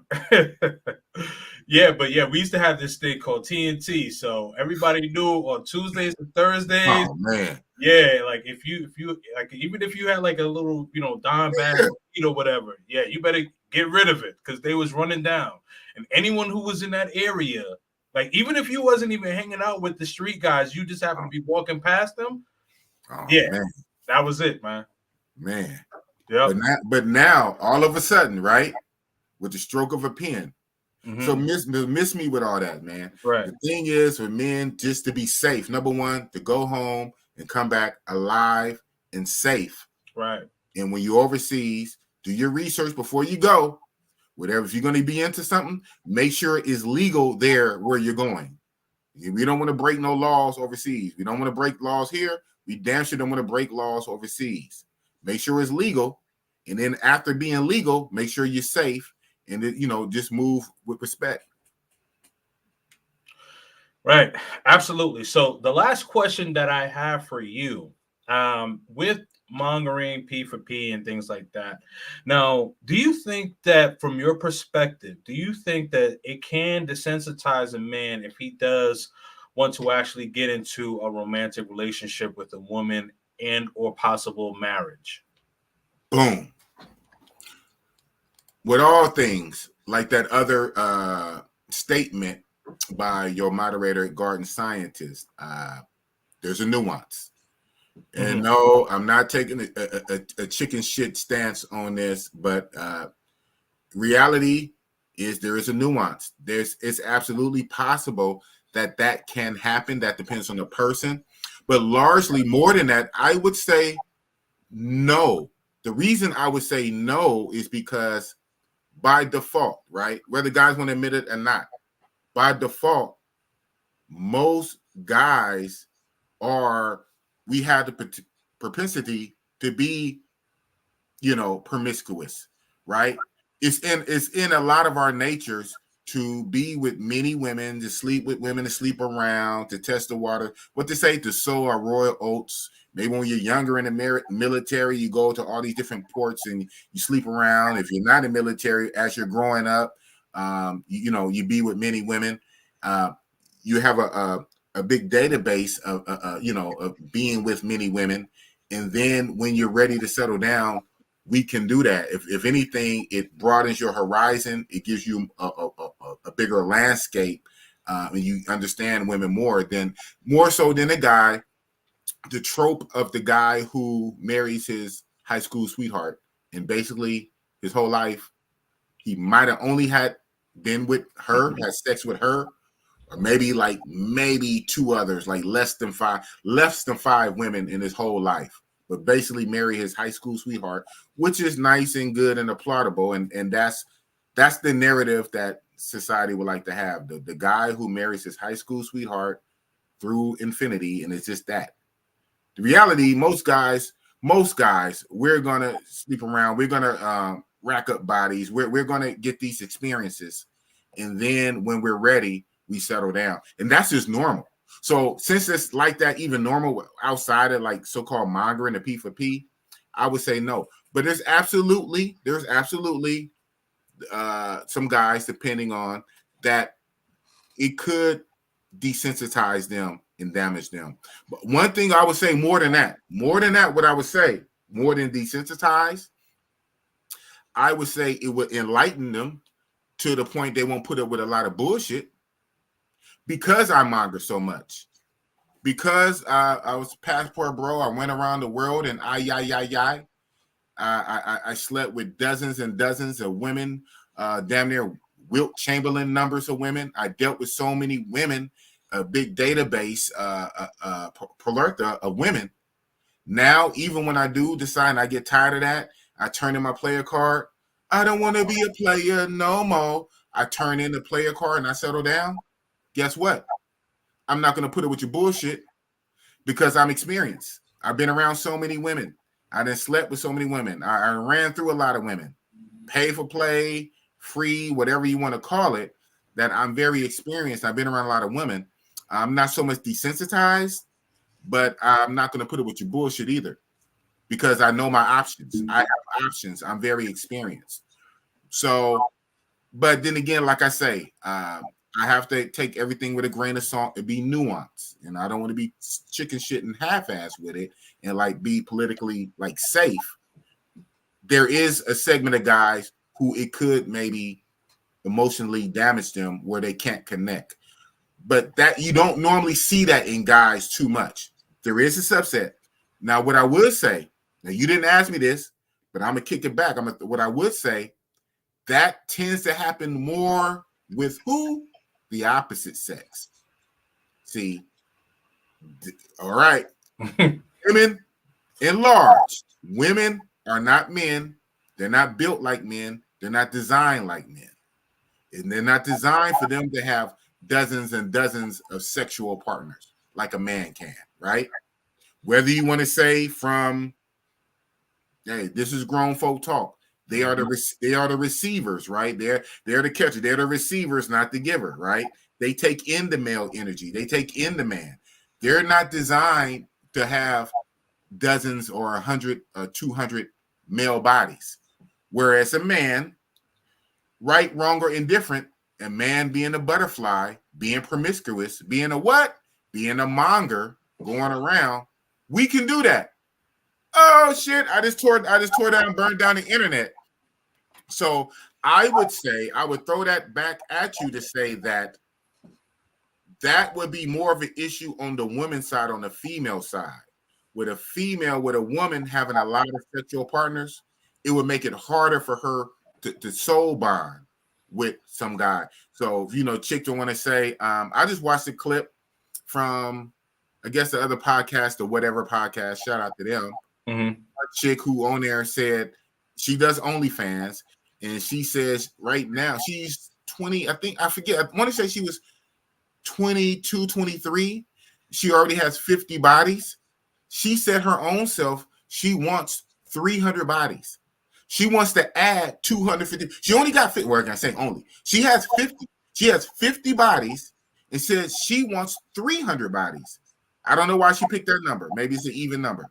After she gets 300 bodies, she wants to settle down. But you know what? That's really not for a woman to do. Women are not built like that. Now, do they do it? Yes, we know they do it, right? Especially nowadays. They do it, but traditionally, they're not built like that. So for a woman to be promiscuous, a promiscuous woman, a woman who sleeps around like that, it will damage her from pair bonding. A man can pretty much get away with it because we're already built to conquest.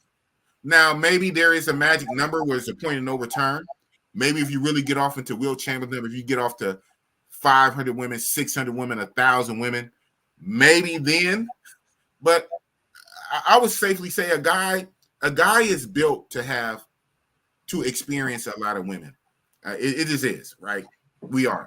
So I would say no. I would say no, that a guy mongering does not necessarily damage him from finding a committed relationship when he's finally ready to turn in his player card. A guy can do both. He can monger for a while, have a whole lot of fun. He can sow his royal oats, and then he can land the plane and be happy. For the most part, you do have some guys who it would mess them up, but for majority, no. But for women, absolutely, they're not built like that. They shouldn't even try it. They shouldn't attempt it. A few experiences here and there, is okay. But definitely a woman should not try to move like a man, should not try to have dozens or 300 bodies. So to answer your question, that no, for the most part, it's natural for a man to have many experiences before he settled down. And I don't think it would necessarily mess him up. Starting from everybody different, right? So let me clarify this. A normal, rational, reasonable guy. Now, nowadays, throw that, take that with a grain of salt. A lot of guys are emotional. They're raised by the single moms. They have insecurities. They have all kind of other issues going on. So that's where the nuance will come in. But for a regular, normal guy, it's okay for a man to be a man, sleep around for a while, whore around, monger around, P for P, sow your real oils. Have your fun, man. Have your fun. Just be safe. Don't break no laws. Don't hurt nobody. Be safe. Take care of yourself. Have your fun. And then when you're ready, find you a good chick and settle down. For the most part, you'll be all right. Oh, man. But women should not attempt that exact same thing. A woman should be a little more chaste. Just a little bit more. Because, again, you have a different organ. Your organ is to receive, not to give, right? And you shouldn't receive so many dicks. Come with Kings and Dreams. Oh, man. Yes, I agree. I agree to the standpoint of women should not be doing that. And I mean, you especially see, not to that level. No, absolutely. And I don't want to go down this rabbit hole, but I'll just say this in response to what you said. Like, I mean, you see what's happening with women who got divorced and they realized like that, was a bad mistake. And then you also had most recently back in the summer, Tracy Ellis Ross, very accomplished and things of that sort. But, she prioritized work over having a family. But during work, like, like she wasn't abstinent, you know what I'm saying? So, she was doing her thing. I'll leave that there because that's a conversation for another topic. Now, when it comes to some of the men being desensitized, so I guess my only pushback, if you will, is the guys who are just strictly doing like P for P. Like, I think that there is, and as you say, kind of like a nuance, if you will, because they're only thinking, okay, basically leave the money on the table, and they may actually have a quality woman and may not necessarily know how to interact with that quality woman because all the interaction that they mainly had sexually with women have either been streetwalkers or in a brothel, whatever, you know what I mean? So it's like, leave the money on the table, but this woman could potentially be a long-term girlfriend and or a wife.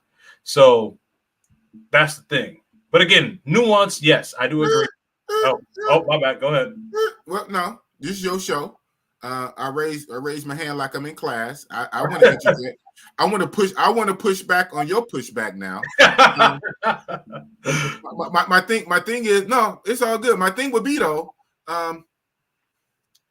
So what a lot of guys do, especially passport bros, right? And not even regular. Here we go. You got the good girls and you got your fast girls, and you got your sluts and whatever. There's levels to everything. So normally a guy is not going to look for a wife in a brothel. He's not going to look for a wife in a red light district. He don't go to DR Sasua and look for a wife in Sasua, or look for a wife in Pattaya, right? Or so when a guy gets ready to look for a wife, normally the hunting ground, the soil is going to be different. It's going to be a different location. Maybe he might get himself right with the Lord or whoever your God is, your higher power. He gets back in the church or the mosque, right? Or he goes and rolls himself back in school with his old self to take some college, to get some knowledge. And he looks for a woman in college, or like say a church or a mosque, or he volunteers at like food drives or homeless places to volunteer and meet women in those organizations, versus going to TJ Tijuana or going to these horror destinations, these red light districts, looking for a wife. If a chick, if you leaving the money on the counter for a chick, most likely she's not wife material anyway. So men know how to separate, our fun and what we're looking for. I'm looking for fun. I'm trying to bust it up. I'm trying to have a release. I work a lot. This vacation is for me to go bust it up, have a whole lot of sex with hookers, whores, regular chicks, wherever I can, as long as it's legal, long as they grown, long as they adult, long as it's consensual, they agree. They're grown, they agree, it's legal. I want to have fun. I got money. Hey, let's have a good time. Now, when I'm ready to turn in that player card and I want to settle down, I'm not going to go to the red light district look for a wife where I'm leaving 40, 60 bucks on the dresser. So, but again, with the nuance, there is true. When you lead a life like that for so many years and you specifically are messing with paid women, consorts, women of the night, prostitutes, if you will, over time, can it make it harder for you to trust women? Can it make it harder for you to to get to pair bond, emotionally bond with a woman when you're used to just paying them? It can in some cases. But I think most guys of a sound mind, of a rock sound mind, they can do both. They can compartmentalize. Most grown men who are experienced, who make money, who travel, they can go somewhere and have fun with these certain women, types of women, fun girls, and they mind on how to code switch when they get ready to settle down. They'll find a woman in church. They'll find a woman in the neighborhood. They'll find a woman in a volunteer organization. They'll find a college student, right? They'll find a woman, maybe a coworker in their workspace. That's a so-called good girl. So I think guys can do both, but there's always those few who may have a trouble with the transition. But I still think a man is well more equipped to do that than a woman. Way 10 times more equipped for a man to be able to compartmentalize that. A man can have fun, spend his money, do what he do, bust it up, have a good time, have a great time, pay it forward, everybody's happy. And guess what? When he's ready to turn in the player card, he go find him a good girl. Guy can absolutely do that. Some guys are built a little different, maybe because they raised by mothers, maybe they emotional, maybe they got emotional insecurities, so it might be harder for them. But I still think that's a minority. And so the main thing is for the guy just to do what he wants to do, as long as he's safe. And I'm always on my channel and every other channel, I'll always talk about legality.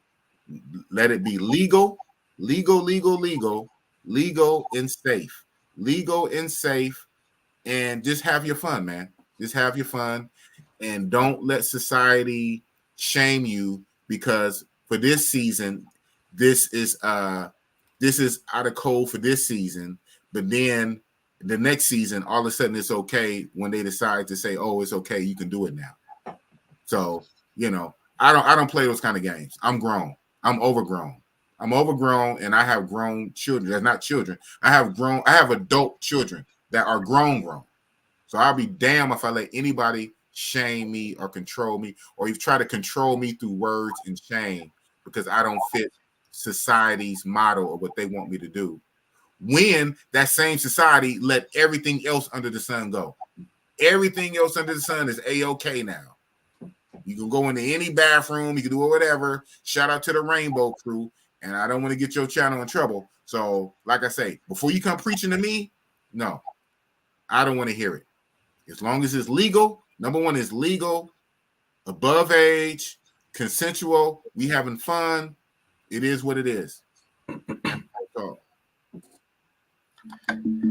Man, I hear you, big boss. Well, listen, man.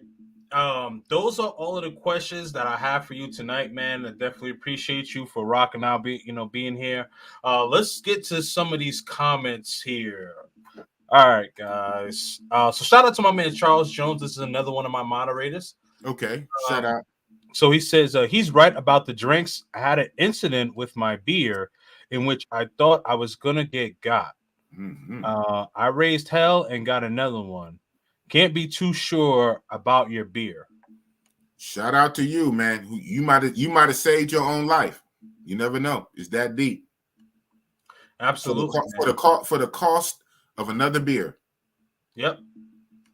Yeah. I mean, guys, like if you're unsure, just get another drink.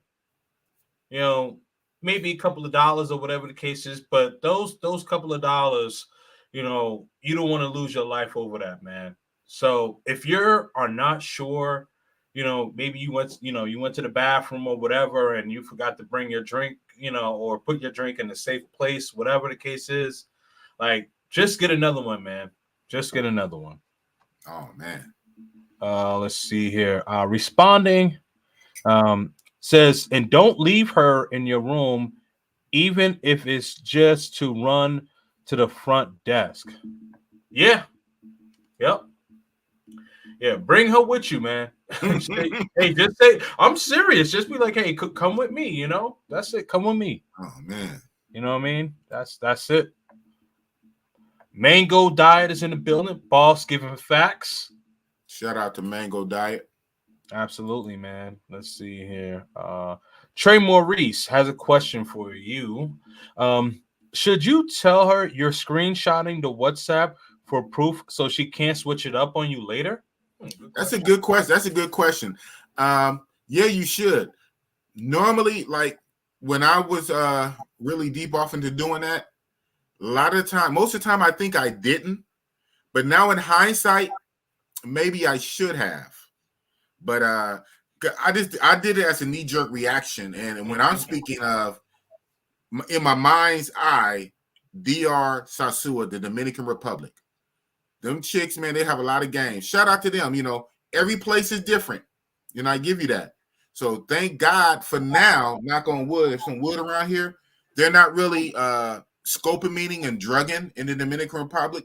The problems, if you will, like the problems to watch out for in the DR, Dominican Republic, is really the price changing, the price switching. That's like the big thing in the Dominican Republic, the price switching. They'll quote you a low price just to get into the room, and after they're in the room, after they're inside the room, they raise the price because they're banking on you don't want no problems.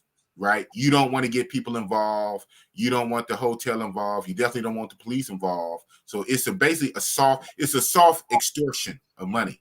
And she does it on purpose. It's a soft extortion. She raised the price because she know you don't want no problems. So screenshotting to have proof either for her to back down or at least proof to show whatever authorities. So should you show her so she won't even try it? Yeah, that's very good. A lot of times I didn't show him. I just had it myself. And when I brought it out, it worked half the time. But I gotta tell you, man, sometimes when these chicks, when they be on their money hustle, they don't care. They don't care. All they see a dollar sign. You can show them. They'll say whatever. I don't care. Me don't care. I need the money. Policia. So, oh man, I got stories on stories. So, but to answer your question, why not? Go ahead and show her. But I guess my thing is, this is what I think real fast. Mm-hmm. Because they're crafty, right? They're trying to get money. They don't care. So if you show them too early, they will just come up with something else, right? So they say, and she'll do a mental checklist.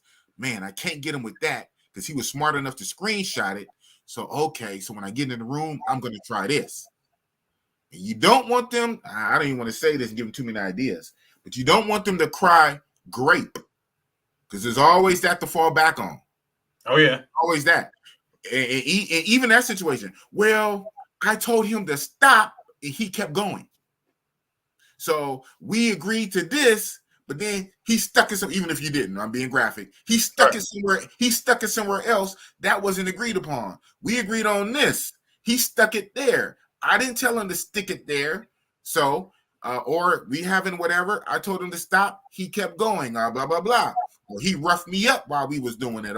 So that's why I'm very good. I really like surprises, So I don't want to show. I don't like showing my hands, so to speak.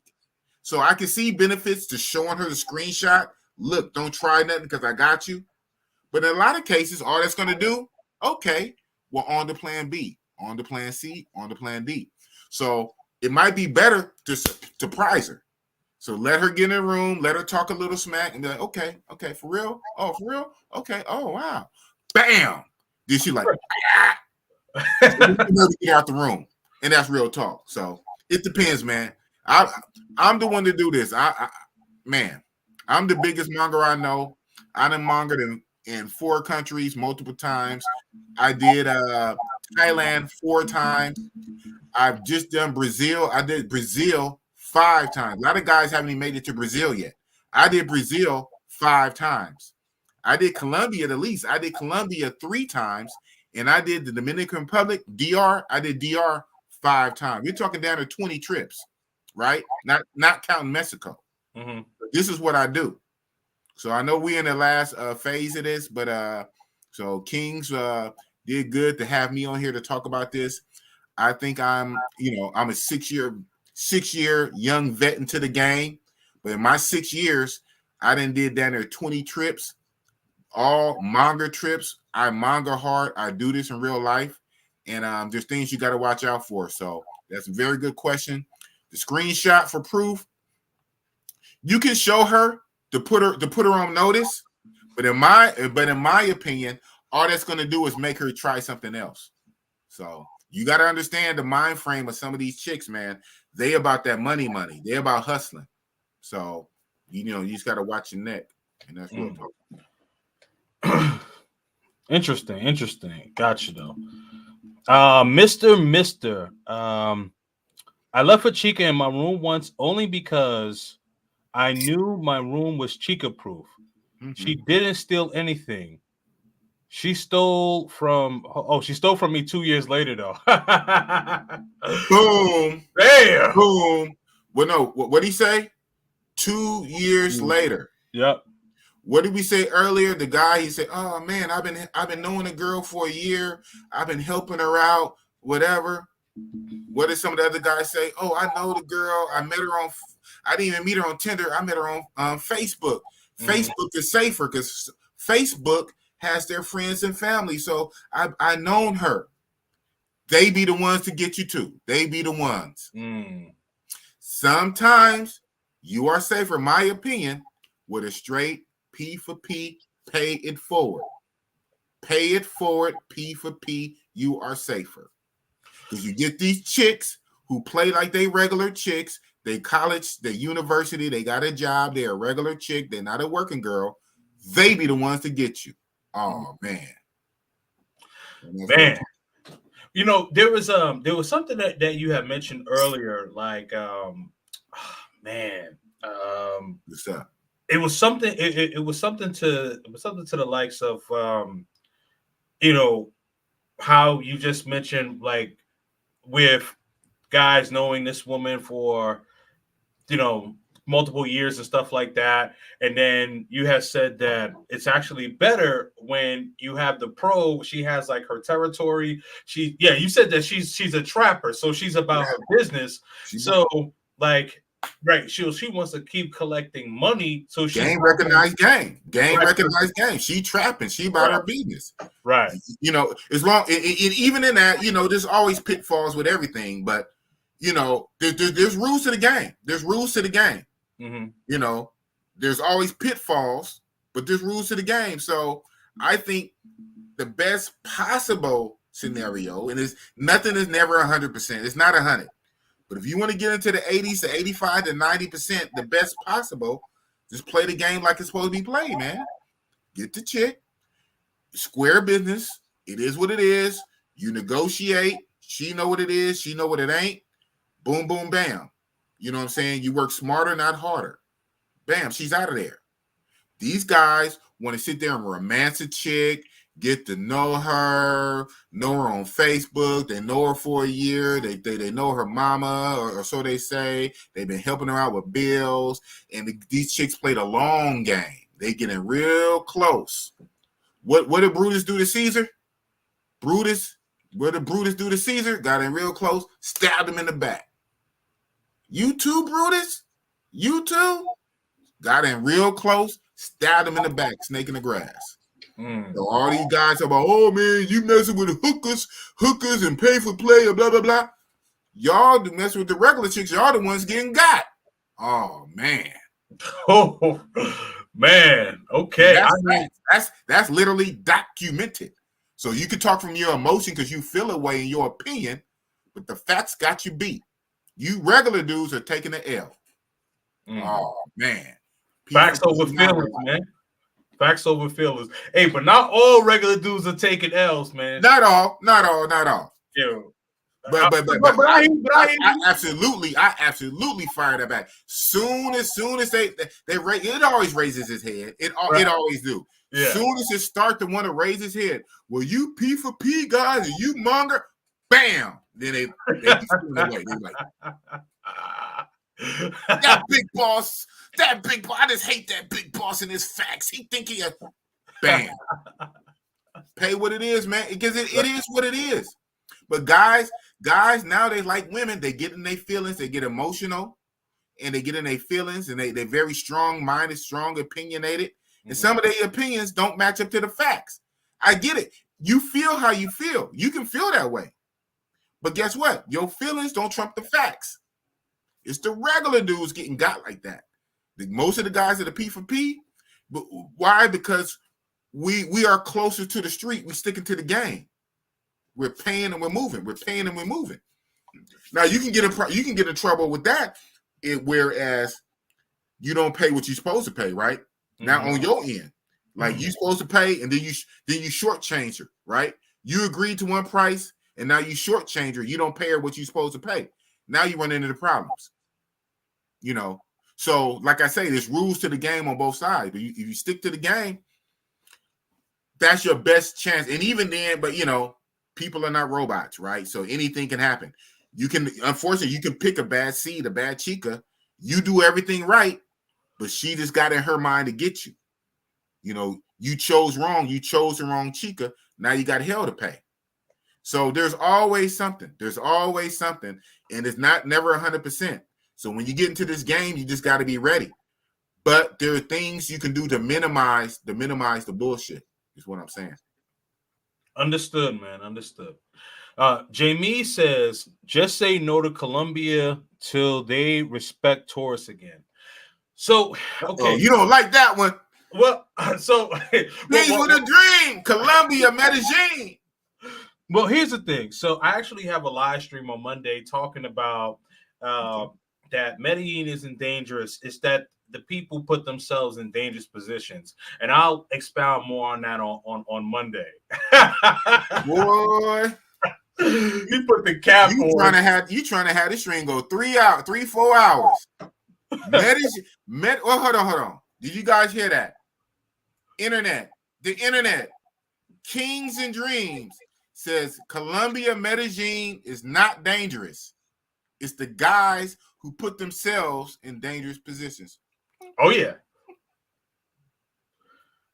Tune in on Monday. Hey, listen. Tune in on Monday, man. Tune in on Monday. Oh, man. Shout out to Jamie's. All right, let's see here. Bruce the Box King, P for P, taking many L right now in Medellin. So yeah, I just literally spoke to that. So just tune in on Monday. I got you. Let's see here. Apex Traveler, I'm a proud trick. Team $40. Hey man, we need to make $40 great again, man. We need to make the 40 great again. 40 needs to be the international standard, baby. Oh man. Man. Yeah, you straight guys up, are talking. 2,000 peso, $40. What's that in Brazil? Recifes. The rails to 40 would be 40. Rails. Yeah. I think that's 200. Okay. Yeah, 200 rails. Yeah, man. Okay. And baht, that'd be a little over 1,000 baht, like 1,200 baht. Well, whatever the currency is, $40, man. Shout out to the 40. Make $40 great again. That's funny. Responding says, game is all around the world. Anyone can get got anywhere at any time. For any reason, by anybody. Mm-hmm. Oh, man. That's real talk. Yeah, nothing is 100%. It's not 100% safe. There's no guarantees to this game. So when you jump off the porch, you get on that flight, and you touch down in a whole nother country, yeah, shit, it's game on. The goal, the number one goal is to get back on that plane and make it back to U.S. soil safely with all your body parts intact, right? Then you come back. Right. That's the main thing.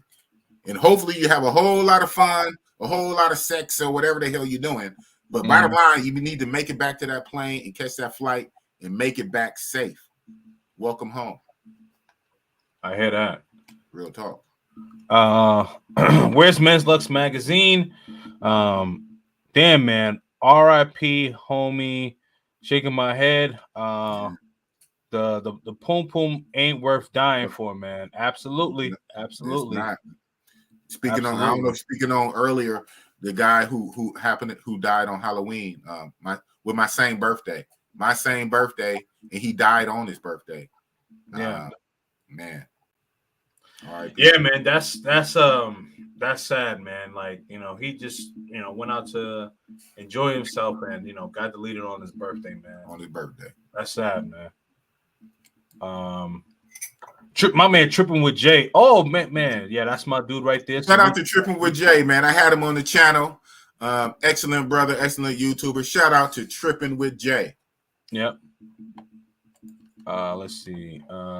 Bruce the Box King. Tony is a clown. He got robbed and got scoped many times. Who's Tony? Oh wait, is Tony the guy who I was talking about who's on Razor Ray's channel? Yeah, the old man. Yeah. Okay. Yeah. So I didn't remember his name, but yeah, that's okay. Yeah. So okay. So this to Tony, man. So he's a repeat offender. Yeah. He got. Oh, this is worse than what I thought. Wow. Okay. He got scoped more than once. How does that happen? Man, he's lucky to be alive, man. How are you still alive? Wow. He's an older dude. He's a little overweight. He's an older dude. Keep going back out there.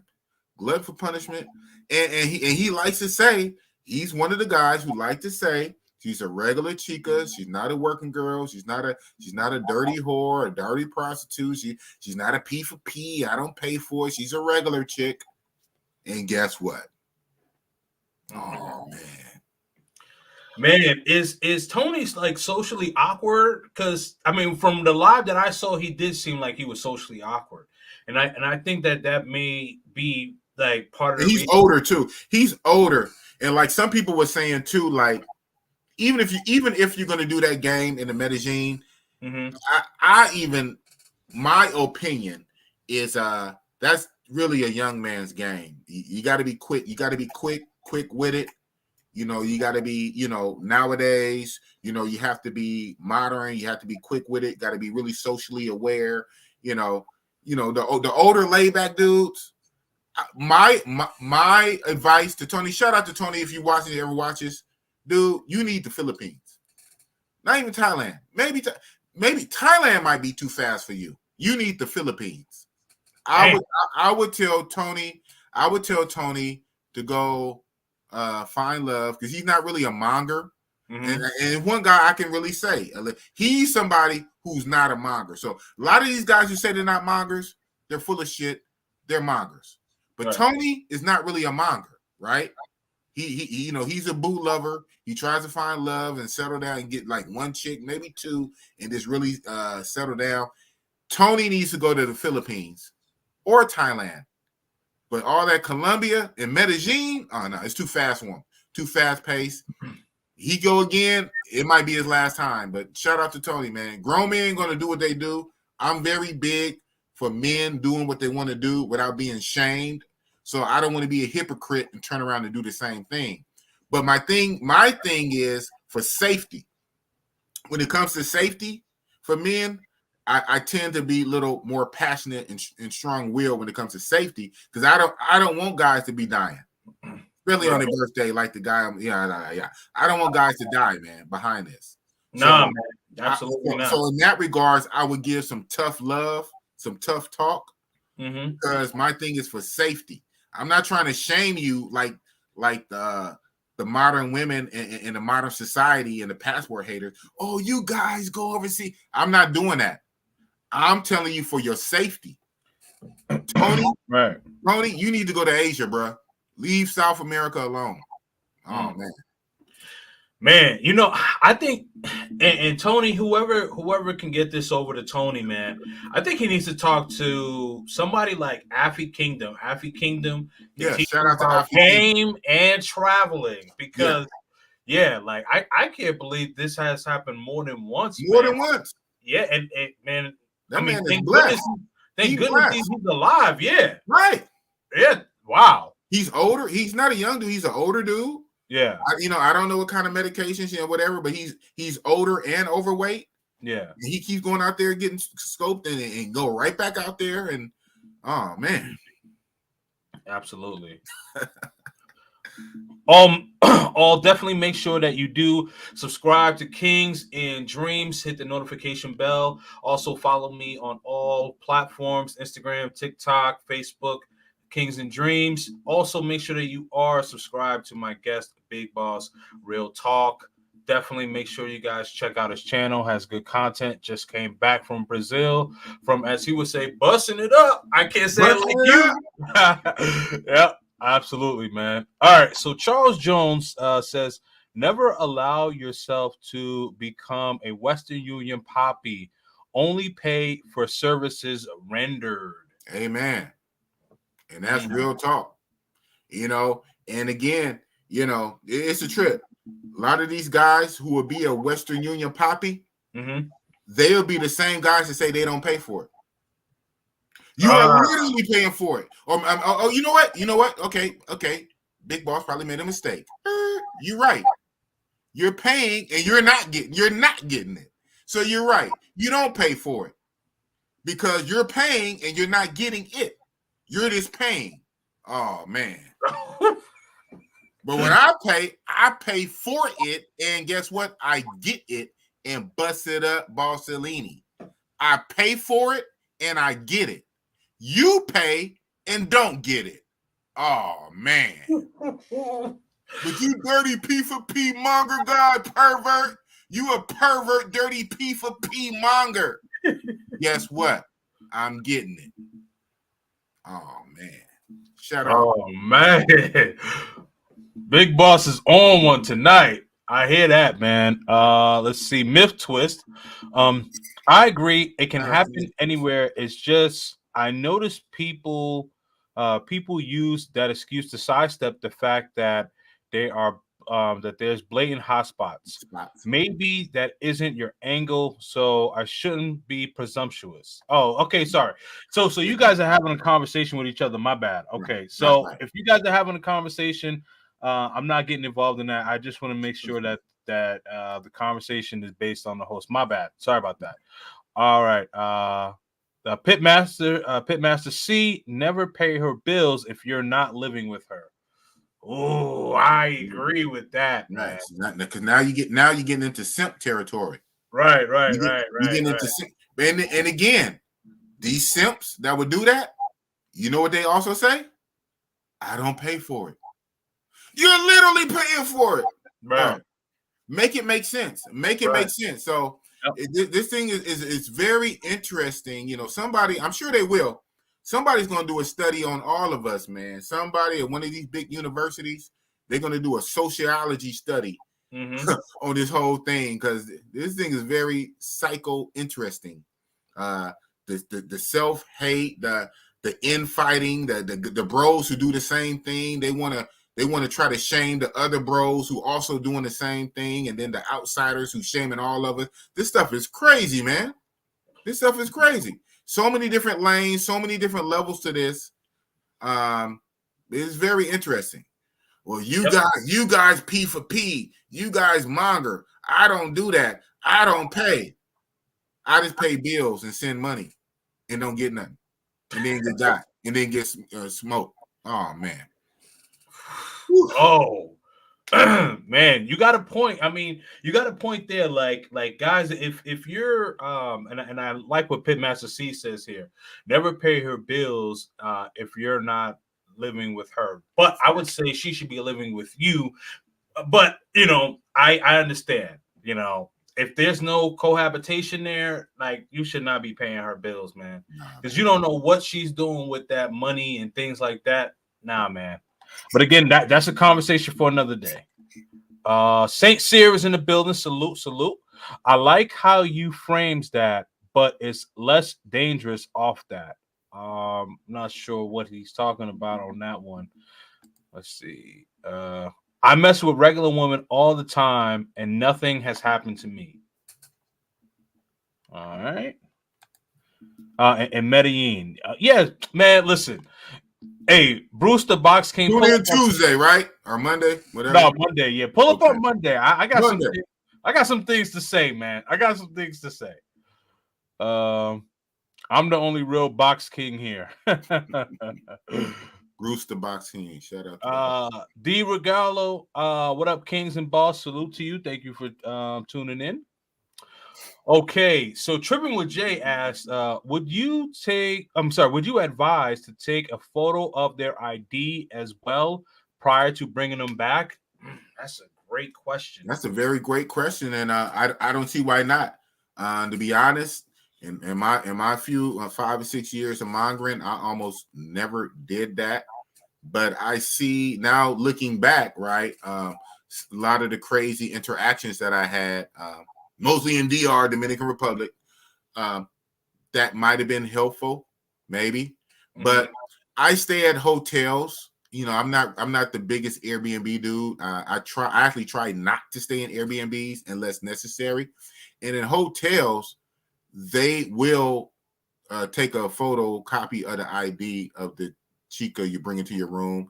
They would either hold the physical ID, like she don't get it until she leaves and you give the okay, or if she do get it, they will photocopy it. So it's not a big reason for you to have it on your phone, right? And that could be a point of contention. She might trip, but by all means, if you can, why not? I mean, I say why not? If you can, all means, why not? But for me particularly, only for myself, it hasn't really been necessary. And like I say, I do this for real. I'm a monger's monger. I do this for real many times. And I've never really had to do that. First of all, because I stay in hotels for the most part. Not like 90%, I stay in hotels. And when you go in a hotel, they will not let you bring any kind of woman in there without an ID. More so to make sure her age, hello, thank God, legal for her age. They would have her ID for her age. They would have her ID. So there's no real reason for you to take a picture of it. But if you can, why not? Gotcha. Yeah, I mean, so like if you're in an Airbnb, I would say take the picture of the ID. So at least this way, you know, she tries to do something or whatever the case is, you have her information. Yeah, because you know, especially some of these women will give you like a fake name or an alias or whatever, you know what I mean? So, you know, it's good to have something tangible to, you know what I mean, to hold on to. Super chat by Italian Stallion, aka the Gangster Bankster. He's one of my moderators on my channel. Shout out to Italian Stallion. No taxation without representation. Oh man, that's monger law. Oh man, monger law. Monger law. Told you rules to this, man. Rules to the game. Yep, absolutely, man. Absolutely, I hear you. Because brother's gonna do it. Like I say, like that quote from that movie, Jurassic Park. Nature will find a way. I don't care what you do. Mm-hmm. And you know, shout out to the laws and everybody, but you can make any kind of laws and rules you want. But guess what? Nature is going to find a way. Sex is going to happen. Men and women going to hook up. Any and everyone in the world. Nature is going to find a way. Sex. It's going to happen. So the thing is to do it legally, to do it safely. Nobody get hurt. Nobody get harmed. Everybody has a good time.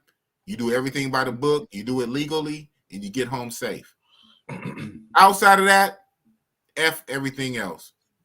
Everybody's opinions, the shaming tactic. They want to shame you in society because you're not conforming to what they think you should do or their version of their morals today. That'll probably change next week.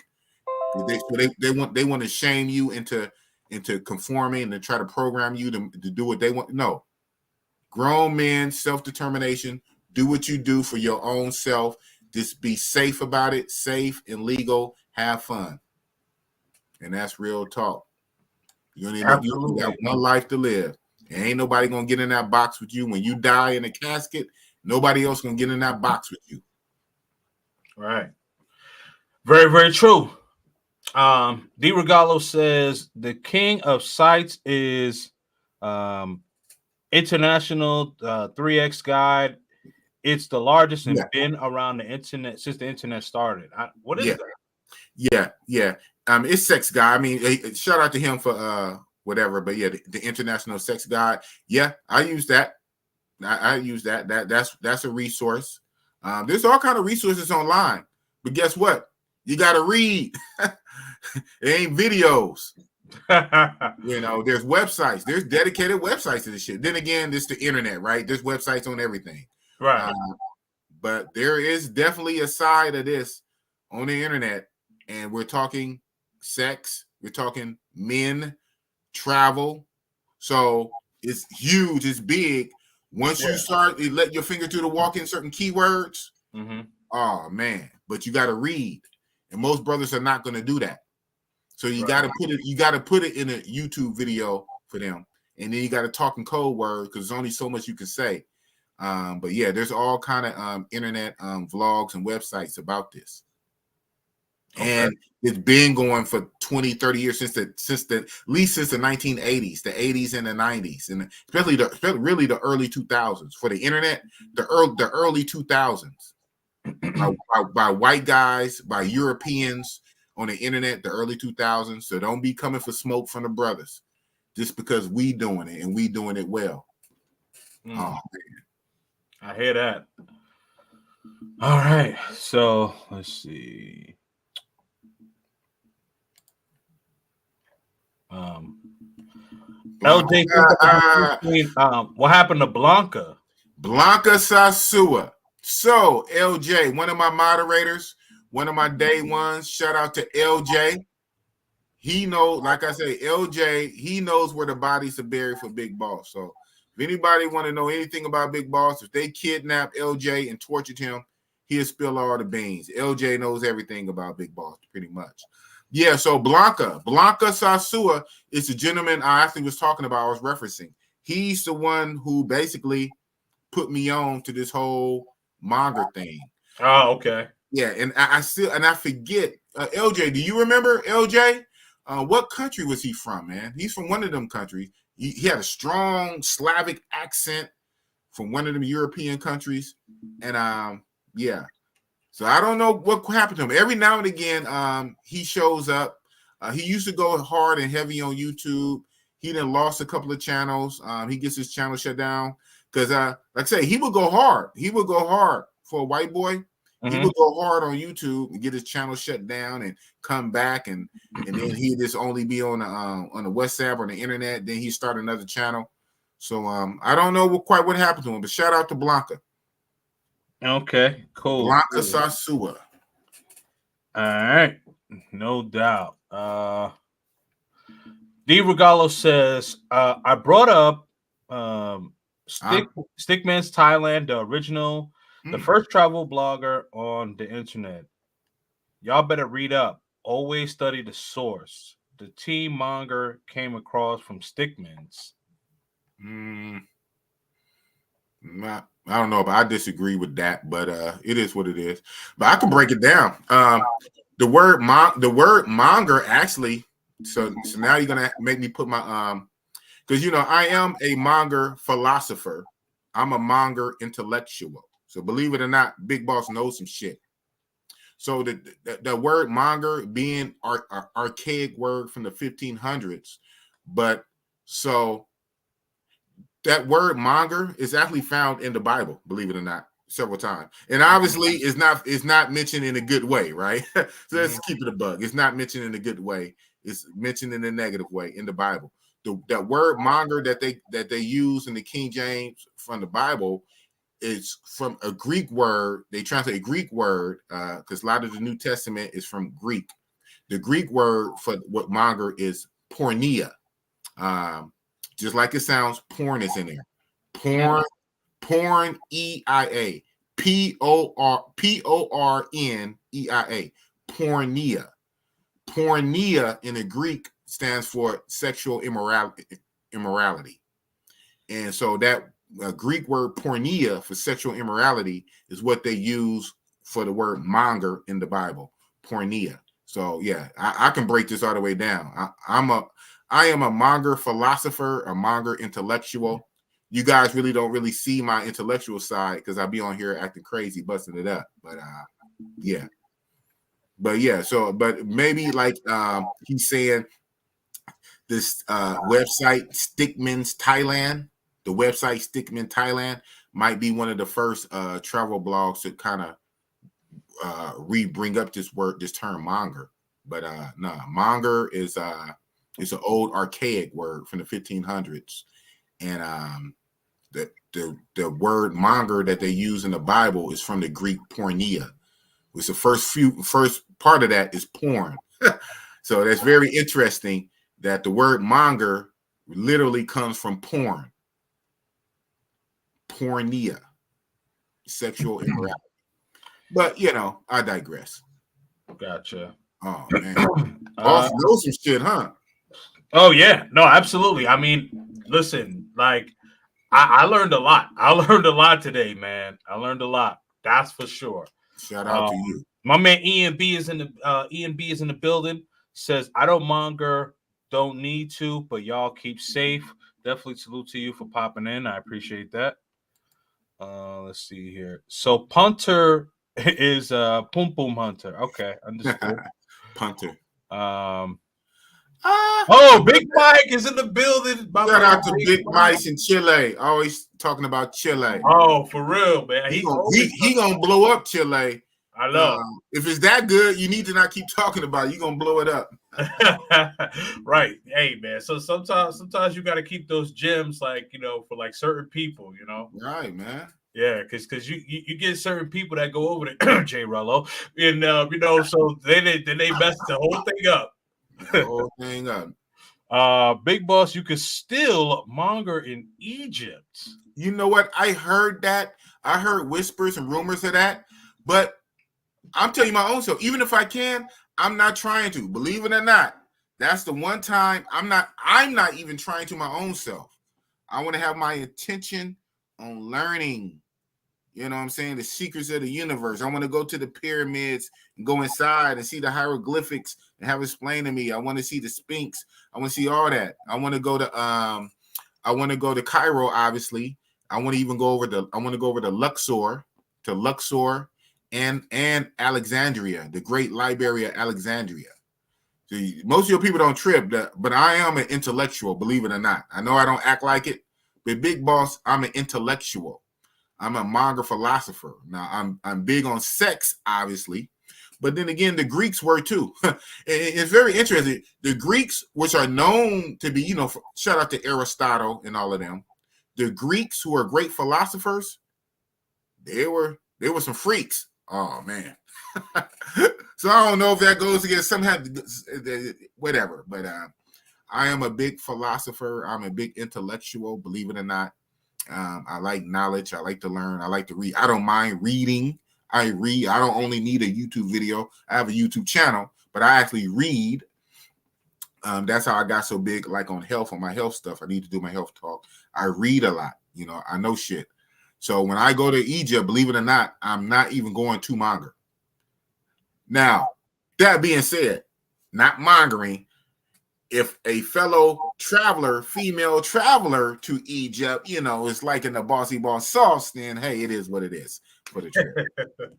Hey, man, fair enough, man. Yeah, no, that's I always think that it's good to have a lot of things about yourself, right? And so I think that like people would want to see some more of the intellectual Big Boss, though. Like, you know what I mean? Because Like today, I'm learning. That's not really for YouTube though. That's for me. I Yeah, hear you. I hear you. The intellectual big boss is not really for YouTube. That's for me. But Fair enough. I'll let you finish your statement. My bad. Nah, I mean, long story short, I was just gonna say that, like, today I learned a lot, so I definitely appreciate it. Let's see here. People fail to realize, as a trick, you still need game. Hold on, many are green. Oh yeah. Shout out to the Capricorn way. Yes, absolutely. I agree with that. You do need some sort of game, and I know guys may get triggered with that. Yeah, You know what I mean? What is right. game and blah blah blah. But it's true. It's truth to that though. Yeah. Well, I would say you would need some type of social awareness. You don't want to be socially awkward. You don't want to be non-aware. What we say, red pill. You want to be cognizant and aware and know how to move with the other sex, with the opposite sex. You want to know how to interact. Not be a robot, not be a square, not be a sucker, not be put on game. Not be aware when you're dealing with the opposite sex. So there should be something to you, some kind of ism, some kind of rhythm, some kind of vibe. If you're dealing with the opposite sex, period. Right. Agreed. There's truth to that. Absolutely. Agreed. Yeah, shout out to Ash L when you get to it. Yeah. Oh, absolutely. When you get down there, I just peeped it. Yeah. All right. Amazing how some guys do not learn. I remember Lakis. Yeah. Oh, Lakis. Married 4 times before waking up, and now he advocates just get it in. I got it. Understood. Look at that. But it took him 4 marriages before he got to that point. Shout out to him. A lot of guys are programmed. They're programmed, and they try it society's way. They try it.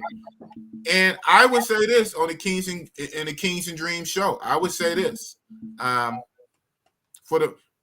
in a perfect world. So I guess everything is everything with a nuance, right? Nothing is 100%. So you got to put everything in a context first.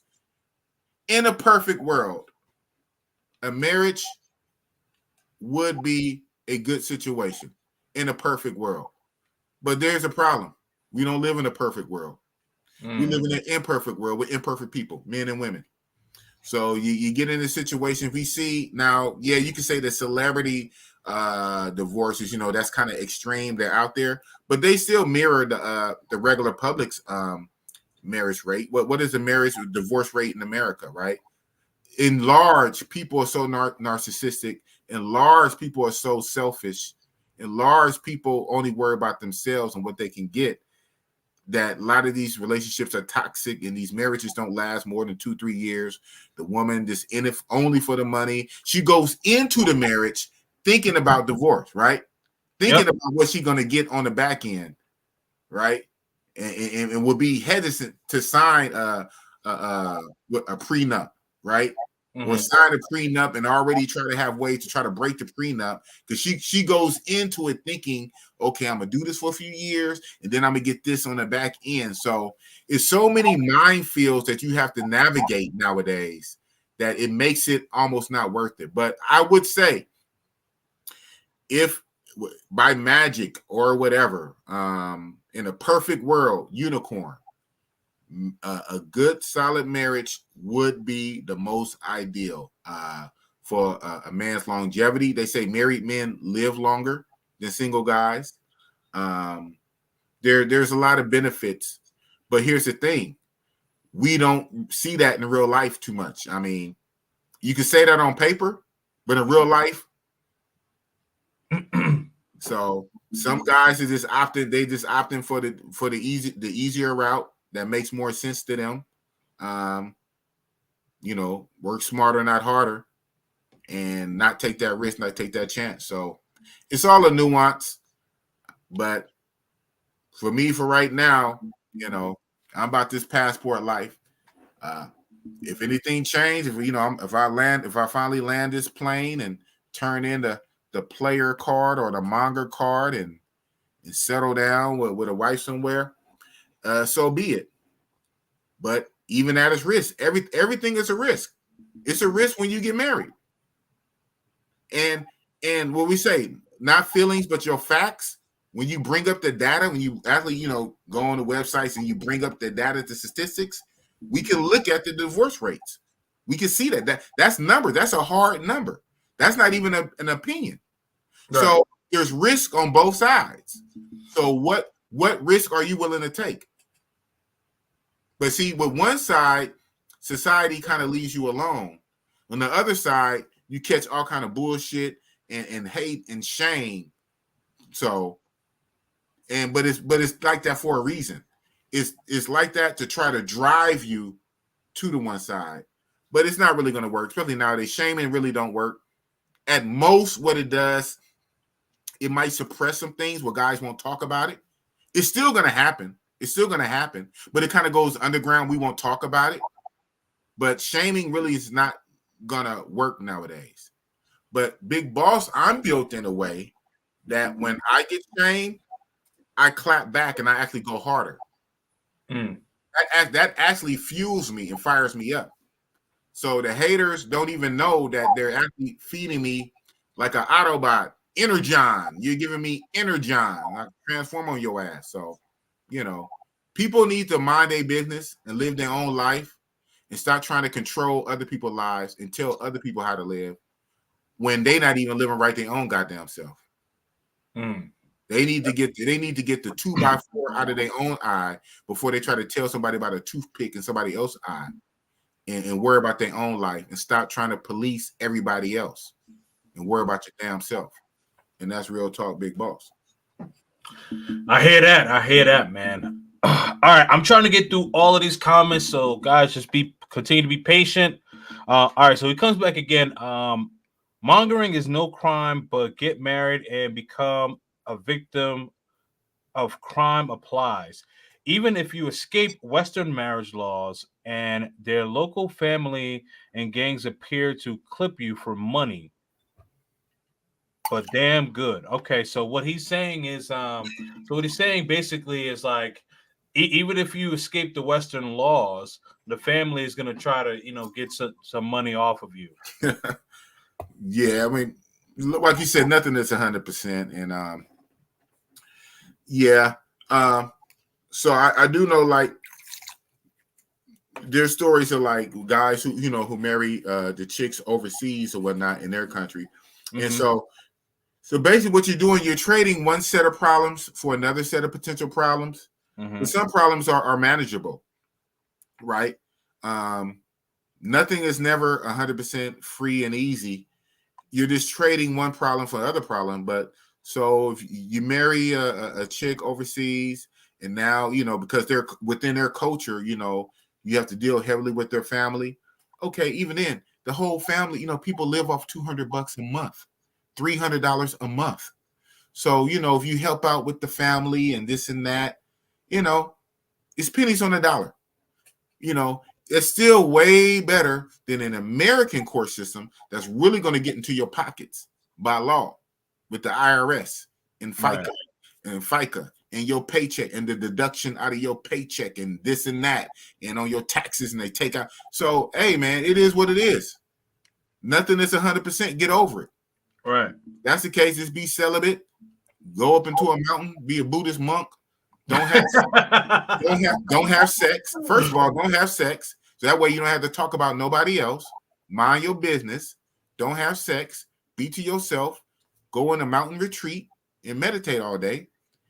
Disconnect from the internet and just stare off into the cosmos. I don't know. Nothing is 100%, man. But the thing is, you're just trading some issues for lesser issues, and it is what it. And then for your own self, you have to see what you're comfortable with, what your risk and reward, and your threshold for risk, and what you're willing to deal with and put up with. And that's real talk. Agreed. All right. So this question comes in from Where Men Lux magazine. Is there a difference between sleeping with many women versus sleeping with pros? And I know you answered that question earlier. Interesting. I'm sorry, go ahead.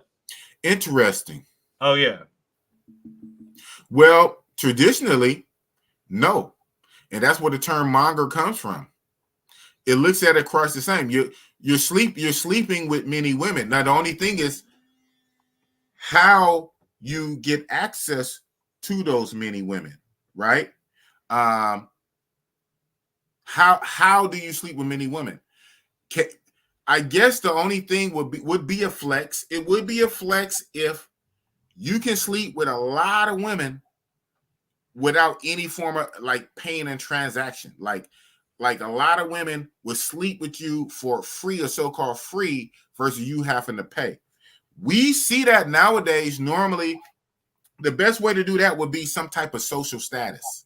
So obviously, a rapper, an athlete, somebody like, or maybe like in a local hood area, a very known factor, whether a drug boy, a drug guy, a known made man. But normally we see that with rappers and athletes with a lot of social clout, because he's a rapper. Then a lot of scores that just want to sleep with him, right? So I guess you say it's the difference in sleeping with a lot of women. If you're able to organically sleep in bed a lot of women for so-called free, versus you have to pay to sleep with a lot of women. The difference will come down to that it's a big flex if you can sleep with a lot of women for free without financial reimbursement. But then again, though, for that to normally happen, it's because you have a lot of clout, and the women, they want to be attached to your clout, so to speak. So that's how I answer that. That's a very sharp, nuanced question. But again, traditionally, monger didn't make the term monger did not make a distinction between that. It's just sleeping with a lot of women. It's being it's a promiscuous man who sleeps with a lot of women, like a butterfly, who sleeps with all the women in town, sleep with other men's wives, sleep with the daughters. He's a known man whore who sleeps around with everybody. That's traditionally what mongers goes for. Nowadays, we use the term monger to denote a pay-for-play situation. Got it. Understood. Shout out to my man Mark Daniels, Mark Inspiration. Speaking of Mark, I'm actually going to be interviewing Mark next week, Saturday, on my channel. So Big Buzz, let me just give you a little bit about Mark. So Mark is actually a single father and has 6 children. Wow. So, shout out to him. So they live with him, and out in the Midwest St. Louis area. And so he's traveled, lived abroad. So we're going to be talking about that, his experience, fatherhood, and things like that, man. So definitely, I'm going to tune in. What day is that? That's going to be next Saturday, and I believe that is going to be at 3 p.m. Eastern time. So noon Pacific and 2 p.m. Central. Okay. I'm going to check it out. Shout out to Mark Daniels, and congratulations on getting sole custody of your 6 children. You as a single father, and you have custody of all your 6 kids. Shout out to you. That's a feat. That's quite a feat, definitely nowadays. Absolutely, man. Absolutely, for real. All right, so we are almost at the 3-hour mark, and I'm tired. I'm getting ready to land this plane, man. Right. But so Mark says the Romans treated women just a little bit better than slaves. That's what I've read, and it makes a lot of sense, although it may sound crude. Well, I wouldn't say the Romans. I say, shout out, yes, the Romans, but back then, traditionally, that's kind of what it was, even here in Americas, right? The women's rights, or they call it the suffrage, the women's rights. So through history, women have been treated like children. Women had literally been treated like property, right? So a little better than slaves. Women considered property. Women considered spoils of war. Nations will fight, and after they fight and divvy up everything, women were treated like spoils of war. Women were treated like property and things of that nature. And even here in America, in the States, it wasn't until like the late 1800s, early 1900s. Okay, we in the 2000s, but early 1900s with the women's suffrage and women's rights. So, It does seem crude. It is what it is. My thing, I would share this, go a little far to share this. Like, I am all for women's rights, women's suffrage, women's rights, equal rights, and all of that. But nowadays, what we see with modern feminism, that's like a whole different monster. So for women's rights and then modern feminism are two different things. We don't have to go down. We don't have to unpack that dragon and fight that beast tonight. But shout out to women's rights, women's suffrage movement. All through history, they had it tough, and within the last not even 200 years, they finally got a lot of rights and a lot of equal rights. But now with feminism seeks to actually elevate them above men and take over. And we see that, we don't have to go down that road tonight, but that's where we start to run into problems with the supremacy, and this contention. But I will say this, even nowadays, different countries, every country is different cultures. We see in the Arab world, in the Muslim world, where they have their women, dressed all the way up in the Islamic garb, and there's certain social norms, social norms in the Arab in the Islam world. Their women in check. Oh man. Uh-oh. Here in America, they do whatever and wilding out, and we see the consequence. We see what it is and we see what it ain't. Right. Over there, they in check. Over here, out of control. So right. What's the middle ground? Where we should have been at? It is what it is. The cat's out the bag. The genie's out the bottle. It is what it is. We have to deal with it. One way of dealing with it, or choosing not to deal with it, passportism. So everything is everything, and it comes full circle. Reality, it is what it is. Mm-hmm. You want to act the way, you want to act out. The Cheesecake Factory is not good enough for you for a first date. On a first date, you can't even go to the I got to take you to Red Lobster on the first date. You want to act the way, you want to show your ass on social media. Can't nobody tell you nothing. Blah, blah, blah. Okay, boo. Fine for you. But guess what? It's a two-way street. You're free to do whatever you want to do, and I'm free to use my passport. Oh, man. Uh-oh. And that's real talk. Absolutely, man. I hear that, man. Absolutely. For every action, there is definitely a reaction. No doubt about that. Pitmaster C says a Cambodian woman got that thing too. They do. Ooh, they do. Absolutely. So absolutely. Okay. So near where I live, there's a Cambodian and Laotian community, and like they got like the bodies. Like they do curvy and all that. I'm like, they have a little bit of melanin to them too, whatever that's about. Well, shoot, I'm saying like, yeah, they built like sisters, man. I'm like, they are. I was like, okay, all right, she got something, back there. Medellin isn't dangerous. I've been there many times. Yes, I'm gonna be talking about this on Monday, man. I can't wait. Tune in Monday live at 8 p.m. Eastern Standard Time. I'm going to be talking about Medellin. Actually,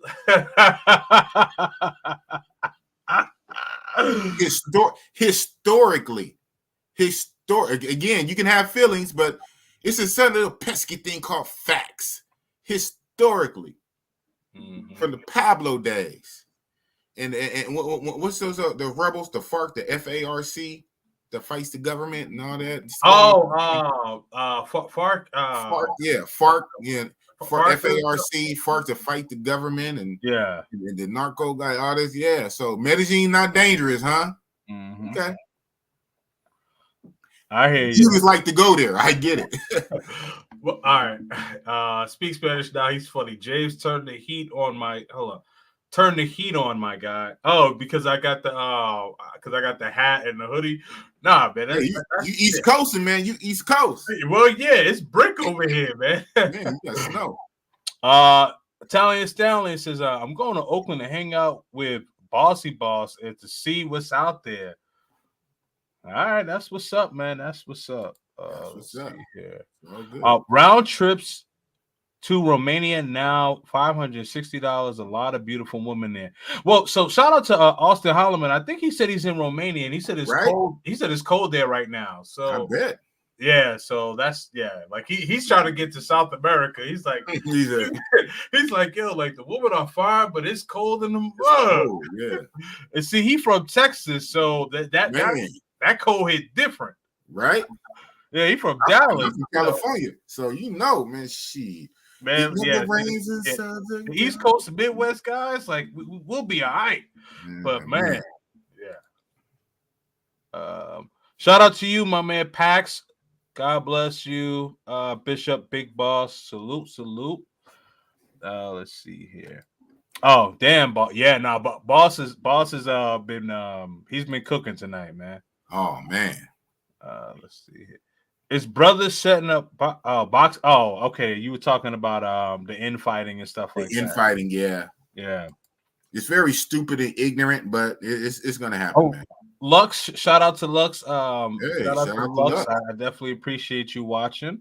For sure. Let's see. Oh man. Yeah, now Lux is a baddie, man. Let's see here. Italian Stallion. Like the old phrase Target used to say on the commercials, get more and pay less when traveling outside the United States. Boom. And that's real talk. Oh man. Get more and pay less after you pay for the flight and the hotel and blah blah blah blah blah. But yeah, right. Oh, well. It's all good. Absolutely. Yo, this dude wilding right here. Yeah, it's funny. We zoomed at the same time. Hey, I am not going out there for that. I am not. I say it here. I am not. Yo, Pyramid is what. But if I find it, hey man, I don't turn nothing down but my collar if I find it. But no, I'm literally going out there. But like I say, for that trip that almost happened last month, but you know the way my bank account set up, it's gotta be this year. So I did Brazil instead, but it was supposed to be Africa. I want to try to include at least 3 countries from that continent.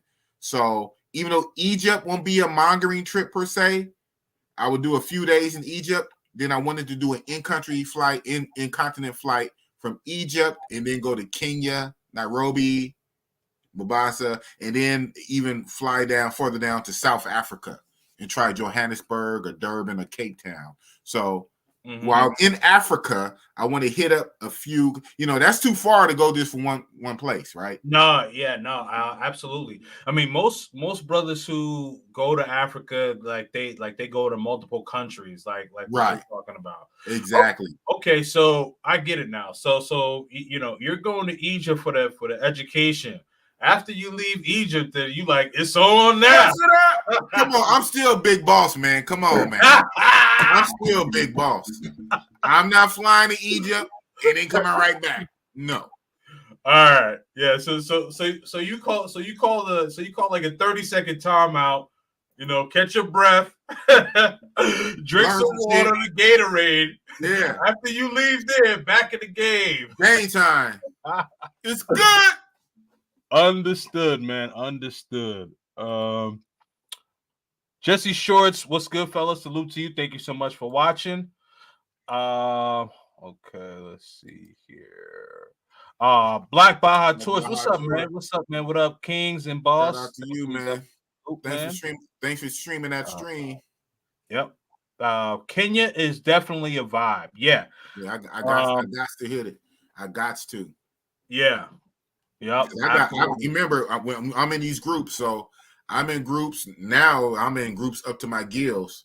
I'm getting so much intel on Kenya and other places. I'm like, oh man, there's only so many places a person can go at one time, right? Man, yeah, no, you're absolutely right. I mean, yeah, like there's so many groups, man. Like, you know, like, hey, I talked about like leaving some groups because it was just information overload. Like I couldn't keep up with everything. Exactly. but you're absolutely right. There's a lot of good information. Kenya's one of the places to go. Hear about Tanzania. Yeah. Hear about I've even heard about Morocco too. Heard about Morocco is good too. Real? Yeah, I've heard about Morocco. Man, there's this, and Morocco has some beautiful women. Yes. Man. But, The Mediterranean look. Yeah. Yeah. Exactly. Yeah. Exactly. Yeah, man. Definitely. So much world, so little time, and for me, only so much money at a time. But yeah, it is what it is. It's gonna do what it's gonna do. I get it, man. I get it. It's good to at least you're traveling, even if you just going to bust it up, whatever. But at least you're getting a change of scenery. Yeah, but I'm going to bust it up though. That's what I'm doing. All right. So Charles Jones says most of these timeshares don't want to mess up a constant client by doing some stupid ish like stealing from you. She'd rather have you around collecting that loot whenever you are in town. Shout out to Charles Jones. Charles Jones, he knows something.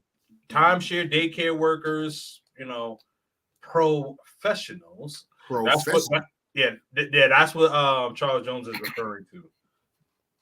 Exactly. This is somebody who gets it.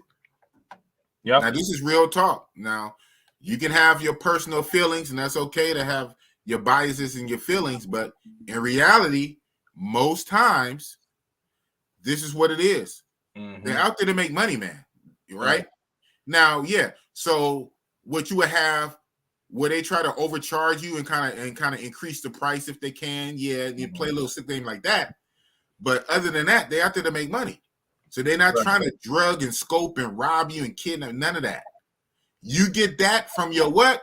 Regular Johns, your regular chicks from Tinder and Facebook. When you mess with the real P for P chicks in the red light, everybody knows them. Oh, that's so-and-so. She's always out there. So-and-so from the red light, that's her trap. That's her block. She's out there getting it. She ain't trying to do nothing super stupid and mess up where she can go eat. But guys have a connotation in their head. Oh, it's so dirty. You messing with the P for P. I mess with the regular girl. And your ass is the one who gets scoped. Now here's the thing. He comes in out the blue off Tinder or Facebook, comes in out of a taxi from the mountains, from the hills, kick with you, and she disappears in the wind. And the other chick is right there still on the street. You see her every day. She's not trying to mess you up. But people have it in their mind, P for P, dirty. Oh, you P for P. It must be the P for P guy. No, it's actually the opposite. In a real life, we kind of tend to know that, right? A lot of things people say, like a common what they say, in reality is normally the opposite. It might have a public perception. You might think that, but in reality, it's normally the opposite. You're safer with a P for P. That's my opinion. And I've been doing it. And if anybody can say it, I can say it because I'm the one that be doing it. I've been doing it for 6 years, 4 countries, between 20 trips, multiple women on every trip. So it's like E.F. Hutton. When I talk, it matters. But it is what it is. I think you're safer with a P for P. You're never 100% safe anyway. You're never 100% safe. But I think you're safer with a P for P, provided you play the rules of the game. And that's real talk. Big boss, all man. No doubt, man. So when you mention like regular, right? Regular. And a regular girl. And I want to say this to the guys without, without going too far down the rabbit hole, but when you guys are messing with these regular girls, you have to make sure like that they have something to lose, because a lot of guys, even though she may not necessarily be a working girl, right? But like she's not doing anything that's gonna help you whatsoever. If she's not help to elevate you in any type of way, then you might as well just go for the P for P route. Anyway. Right. You know? Yeah, I mean, yeah. What is your thing? I guess the thing is, I get it. You know, we in grown folks territory now. Mm-hmm. They don't want to mess around with somebody who has a lot of bodies. They don't want to mess around with a known working girl, with a known prostitute, a known whore who sleeps around with a high body count. Even, you know, when you wear your condoms, which you should be doing anyway, wear your condoms, your protected sex. You don't want to necessarily sleep around with a known girl who gets around a lot. So that's one reason why you tend to go for the regular chicks, because she's hopefully doesn't have a lot of bodies. But you can never know that anyway. And, you know, no offense, in a lot of these countries, they start young. They start young. They have kids young. So, yeah, they might not have a lot of gringo bodies, but guess what? I'm sure they got a whole lot of local bodies. Their culture is different. I'm not going to say about in the household with family members. The culture is different. They're exposed a whole lot younger. So who knows how many dicks she done had, even if she's regular. And even if you don't know, she can be a working girl somewhere else. She just work a different section, a different part. You're not even from that freaking country. You don't even live in that country. She probably a working girl in her neighborhood, in her barrio. She's probably a known working girl. She probably just don't. She might not work the tourist spots. She might not spend the money to get on the bus to come work the tourist spot. She might work her local spot. You don't know what these girls about. Are you a mind reader? Are you God? You know everything about these girls because you meet them on the internet. But she's a regular girl to you because you don't see her in a tourist hotspot. So she's regular to you. And your ass still get drugged. Oh, man. Damn. Stop it. It is what it is. You're not better than nobody else. You're not better than nobody else. And your ass still get drugged and scoped. Be honest about it and play it forward. And that's real talk. And that's what I'm all about. Oh, man. I hear that, man. I hear that. So Charles Jones says now the Tinder Jones, on the other hand, proceed with caution. And Facebook. Yeah, man. Anybody can make an account. Anybody can make an account. That's true. Anybody can have pictures. That's true. So you base everything off that. So she's a regular girl because she got creative and made an account. So she's a regular girl. You don't know what she do in the spare time. True. And your ass still get got. That's true. In Passport Bros, we bust it up, have fun. We pay it forward. Play by the rules of the game. There's rules to this shit. Rules and regulations. Take our chances. Nothing is 100%. Nothing is 100% anyway. Even here in the States, it's not 100%. Nothing is 100%. But we play by the rules of the game. We pay it forward. We do it legal. We do it legal, above age, legal, have fun, pay it forward, straightforward, and we get it done. And we not getting scoped. Oh, man. Might get pickpocketed, though. Might get pickpocketed. Might from your room if you don't put it in a safe and all that. But we ain't getting scoped. So it is what it is, man. Oh, man. But this little infighting, you got the other fellow travelers that want to say, "Oh, is you P for P guys on that side?" Well, no, facts are facts. Now you can keep talking if you want to talk out of your feelings, your emotions. But if we look at the scoreboard, the P for P guys are winning. It's you regular guys that's getting suckered, and you guys are simps. A lot of you regular guys are simps. So you regular and you paying bills. You paying bills, you sending money, you cash apping, your Western Union, you're helping out, you're paying bills. You're paying way more than you get because you're paying when you're not even there. You're not even in the country to smash. You here in the States on your job working. You working, sending money over there, hoping to cash in whenever you come in town. And I didn't hear stories of guys.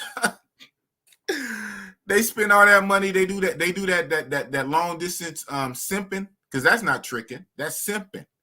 You do that long distance simping, and then you think it's good when you get to town. You get to town, guess what? She's always busy. She ain't got no time for you. Oh, man. Now, she ain't going to tell you right to your face because she ain't trying to mess up her money, so it's an excuse. But fuck that. There ain't supposed to be no excuses. Oh, my mama's sick. Oh, I got to be over here. Oh, I can't get a babysitter. You got all these excuses. Next thing you know, your whole trip gone. You down to your last day. You about to fly back. You ain't seen her one time. Oh, it's good next time when you come out next time. So you just went a few months back in the States, sending her money, no matter when you did. You finally booked your flight. You out there for a week or 2 weeks. Your whole time you out there, you might have seen her one time, or she made excuses, and then you flew back. And now some more months, you send her money like a simp, Western Union, Cash Apping. You send her money, and you don't even get the honey. So you worse. You worse than a simp. You worse. At least my guys, my bros, we go down there. We pay for service rendered at the time. You know what I'm saying? Same time. We pay for service rendered at the time, and we cut and we dip.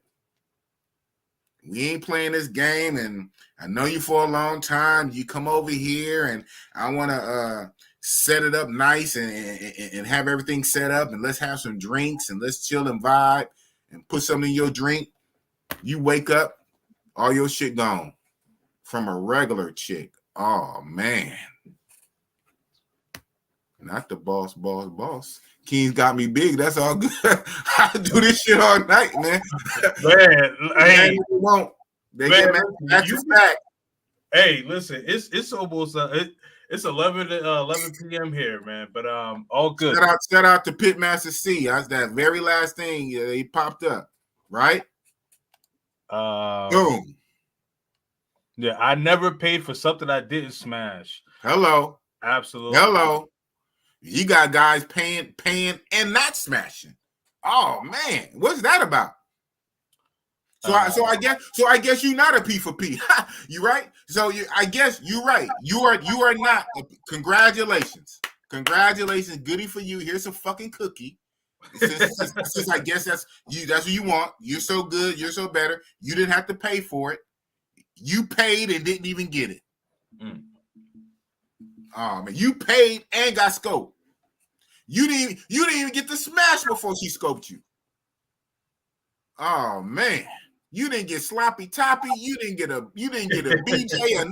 You didn't even get a hand job. You didn't get a hand job, a blow job, no sex. You paid and got scoped. Oh man, but you want to talk about passport bros who pay for it? Grown men with their money who spend their money doing a commerce transaction to have fun. Same time, fair and square. We getting it done. We getting it out the way. We doing what we do. But you guys want to talk shit, and you guys are the ones getting got. Oh man. Man. That and like Charles said, he hitting out the park. I would say, and we about to land this plane, like some of these plantation bros here in the States that don't take the chick to the Cheesecake Factory, take her to the Red Lobster. You taking her to Red Lobster for seafood and shrimps and scrimps and lobster tails and all this old kind of stuff, and you not hitting. Oh man. What's going on, Kings? Big Boss is all one. Meanwhile, Boss is busting it up, Boss Atlantic. $40, $60 and up, or whatever it is. Well, I don't even care if it's $100. I'm hitting though. What did Pit C say? Pitmaster C? I ain't paid for nothing I ain't hit. I'm a hunter. I ain't paid for nothing I ain't hit. Absolutely. You taking a chick out on a foodie date. She got you in her phone as a foodie card, free food.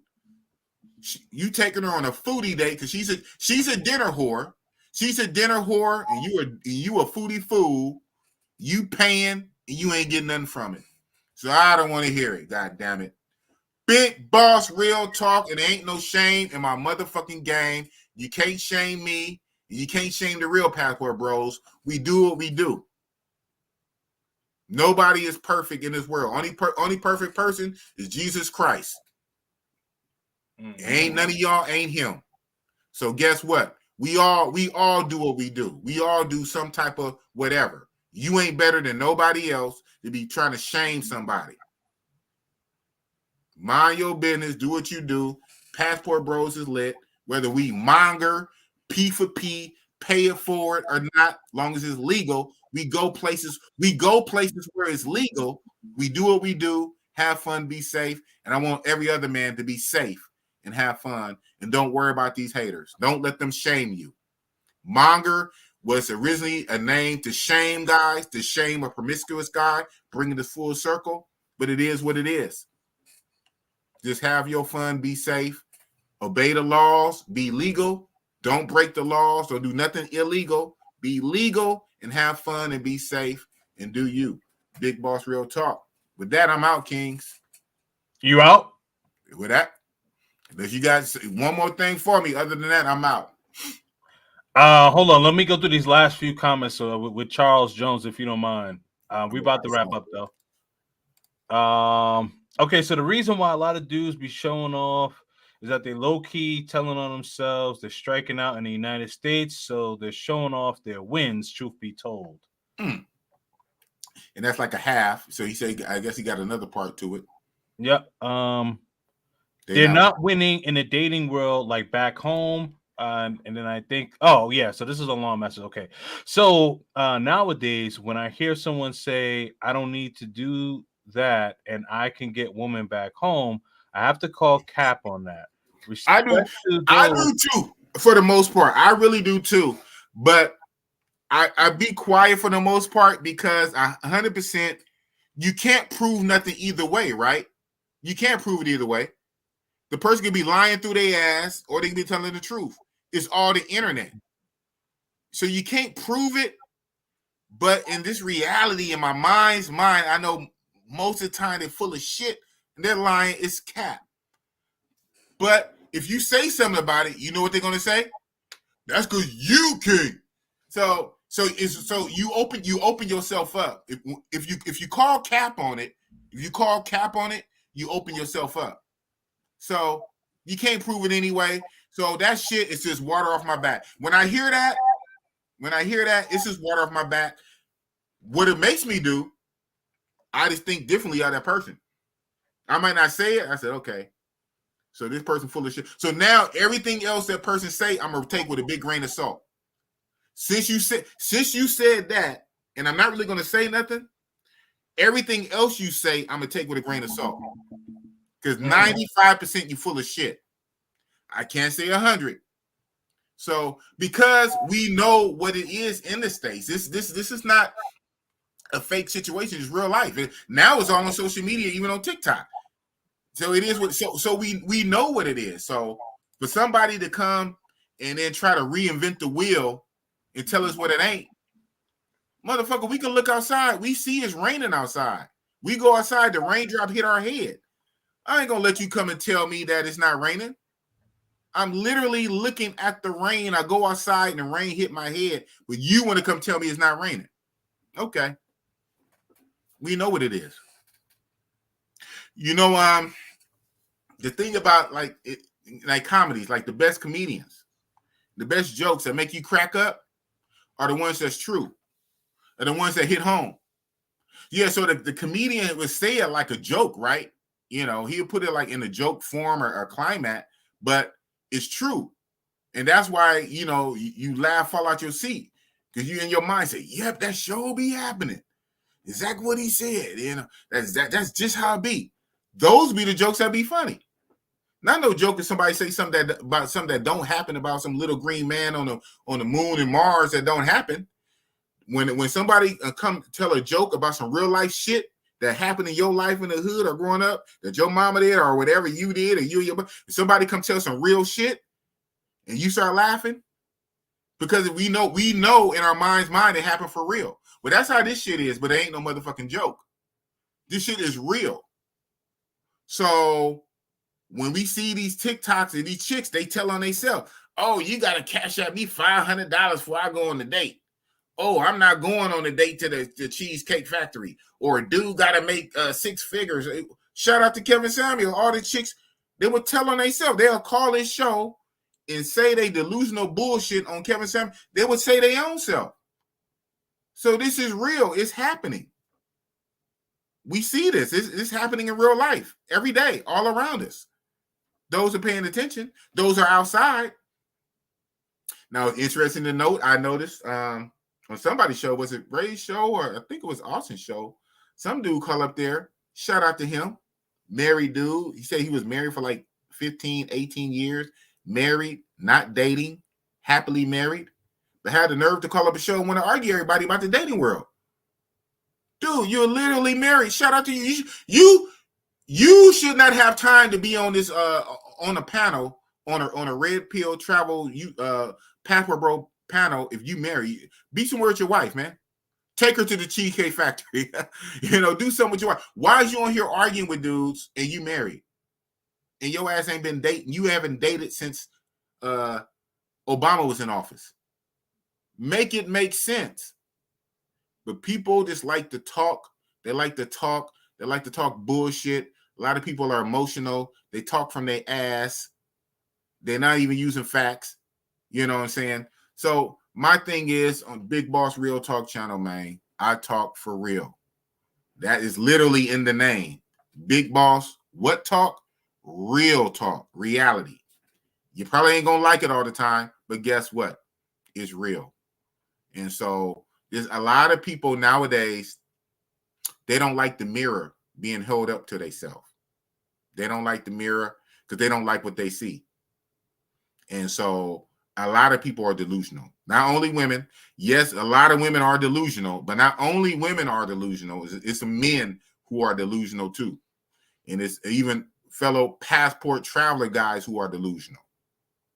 You are delusional, sir. And I'm a mirror. And they don't like that mirror. So it is what it is, man.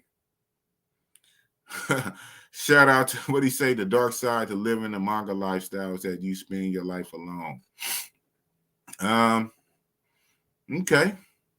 The dark side to living a manga lifestyle, you live your life alone. Well, define alone, right? So technically, if you with many women, you are not alone. You are not alone. For some people, the Fortress of Solitude. Shout out to Superman in the Fortress of Solitude. Some men would prefer, their peace. It could be the best of both worlds depending on how you built. When you want company, you go get it. And when you don't, you can turn it off like a light switch. Hell, Kevin Samuels told the women to buy a dog and live alone. I tell a man to get a dog too. But guess what? A man is more built for that than what a woman is. So men, we like solitude. Why do you think we have a man cave? So, but I said early on, I did say earlier on, best case scenario in the perfect world would be for a man to eventually get married to a good woman, a good wife. He who findeth a wife findeth a good thing. Best case scenario by far. Perfect world. Problem is, we don't live in a perfect world. And most likely, you're not going to find a good thing. Most likely, you're going to find trash. Most likely. So, it's a minefield, and it's a risk, and it's a gamble. But it's a gamble either way. Because I didn't say it like for the 50 million time, nothing is 100% on this earth. Nothing.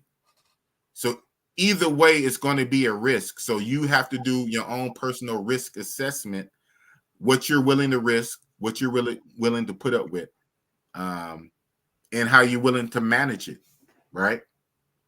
So, as a man, because we're built different, we can like a light switch. We could turn it off and on, man. We're built like that. God made us a certain way.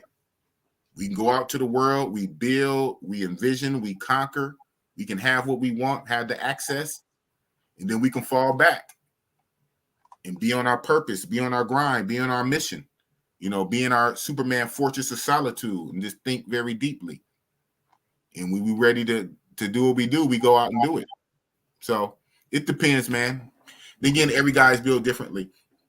But best case scenario would be best case scenario, I even say this, the best case scenario in a perfect world, perfect setting for a man to be married to a good wife. That is good. That is godly. And that would be great. Problem is, this world ain't perfect. And we ain't perfect. So we have to do what's best for us. That's real talk. Well, damn. Whew. What is next for Big Boss in the immediate future, man? And immediate. And anything else that you have to say that you left on the table? I think you ate everything, big bro. But if you have anything else left to say, and what's next for Big Boss in the immediate future, man? In the immediate future, on the Kings and Dreams show. Thank you for having Big Boss on here. Congratulations to you for passing me. I remember when I helped you get your first 500 subscribers. And now, yeah, I did. I helped you get your first 500 subscribers. And I remember when you first hit 1,000. Now you are past me. So shout out to you. I like to see the new generation, the up and coming, do better than us. That's all good. So shout out to you and your channel. I hope your channel keep growing. I see in your channel you really improve, your production value and everything. So that's very good. So shout out to you and your channel. Thanks for having Big Boss on. For Big Boss Real Talk, thank you for your moderator, Garden Scientist. Shout out to you for dropping my link again. I just got back from Brazil, like literally earlier this week. I haven't even been back from Brazil a week. That was my 5th time to Brazil. I've been to Brazil 5 times. I've been to Thailand 4 times. I've been to Colombia 3 times. I've been to Dominican 5 times, not counting Mexico. So I've been traveling a lot. I've been traveling even before YouTube. I just started the YouTube channel in 2021, about 2 years ago. But I've been traveling for like 6 years. And so since I started my channel, I'm tried a few things over these last 2 years. Build myself as a so-called travel channel and red pill channel and whatnot. But lately I have not been posting. My last post was a few months ago for my last Thailand content. So now obviously I have a lot of Brazil stuff I'm gonna have to put up. So I'm gonna get back more consistent with posting. My thing was, I get it. I know it takes time for these channels to grow, but I figure I've been doing it for 2 years. My channel has only got to what it got to. So I kind of fell back. I fell back because I'm like, I am not a slave. Big Boss is not a slave. I put this kind of work in. I expect more, So, but that being said, YouTube, it is a marathon. It's not a sprint. I'm in it for the long game. I plan to do this till I die, whenever that is. So, you know what I'm saying? My channel gonna blow up. I'm gonna blow up or die trying. So sometimes I might take a few months off or weeks off and fall back. And other times I might hit the gas and put out content. But definitely is more energy I get. It's the more subscribers, more people interact, I'm more energized to put out content. When I don't get the kind of feedback that I think I should get, from what I put into the game, I kind of fall back, It is what it is. There's no hard feelings, no ill will. I put into the universe what I get.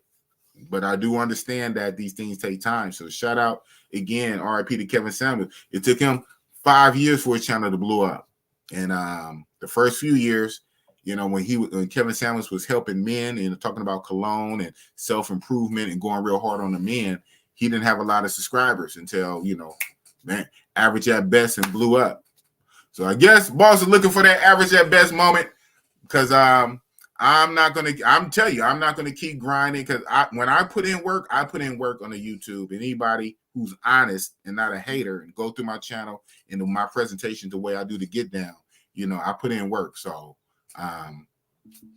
if I'm not getting the support I think I should get, that's fine because I get it. But then I just fall back.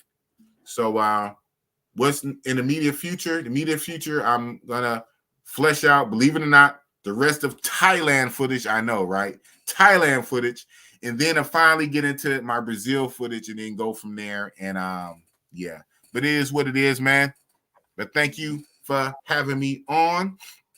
And anytime, Kings with a Dream, boss will always be willing to pull up. And thank you for being there for me. And yeah, all that good stuff. The last thing I say, blah, blah, blah, talk. Men, don't let these people shame you, man. Fuck them. Don't let them people shame you. Do what you do. We are grown. We are grown men. We use these passports. We do what we do. We bust it up or whatever the hell we do. It's our prerogative. It's not for other people to use shaming tactics to shame us into submission and to shame us into doing what they want us to do for society. We are grown-ass men. We do what we do. I speak out for those who don't want it, who don't or can't speak out. I get it. They might have a corporate type job or situation, but that's why, and I say, I have a lot of people, and I have a lot of people hit me up on the side even today. Boss, keep doing what you're doing, man. I really can't say nothing in front in public, but I rock with you, blah, blah, blah, blah. I get a lot of that. That's where like a lot of my support is. So it's kind of like an iceberg, only what you see on the top, but a lot under the water. Why? Because men are men, right? We do what we do. But society, especially nowadays in this environment, puts certain things on us. So it is what it is. Money situation. Some guys got corporate jobs. I get it, this and that. They kind of can't say nothing, but that's why I get a big swell of support underneath. And they push me on. They say, boss, you speaking for a lot of us. Some of the stuff you say is crazy, and I can't get with every little thing you say. But in general, boss, you speaking for all of us. We are men. We do what we do. So I'm the one to get out here on Front Street and say it. Hopefully it'll go viral. Hopefully somebody pick it up and want to sit there and tear it apart to make it go viral. That's right.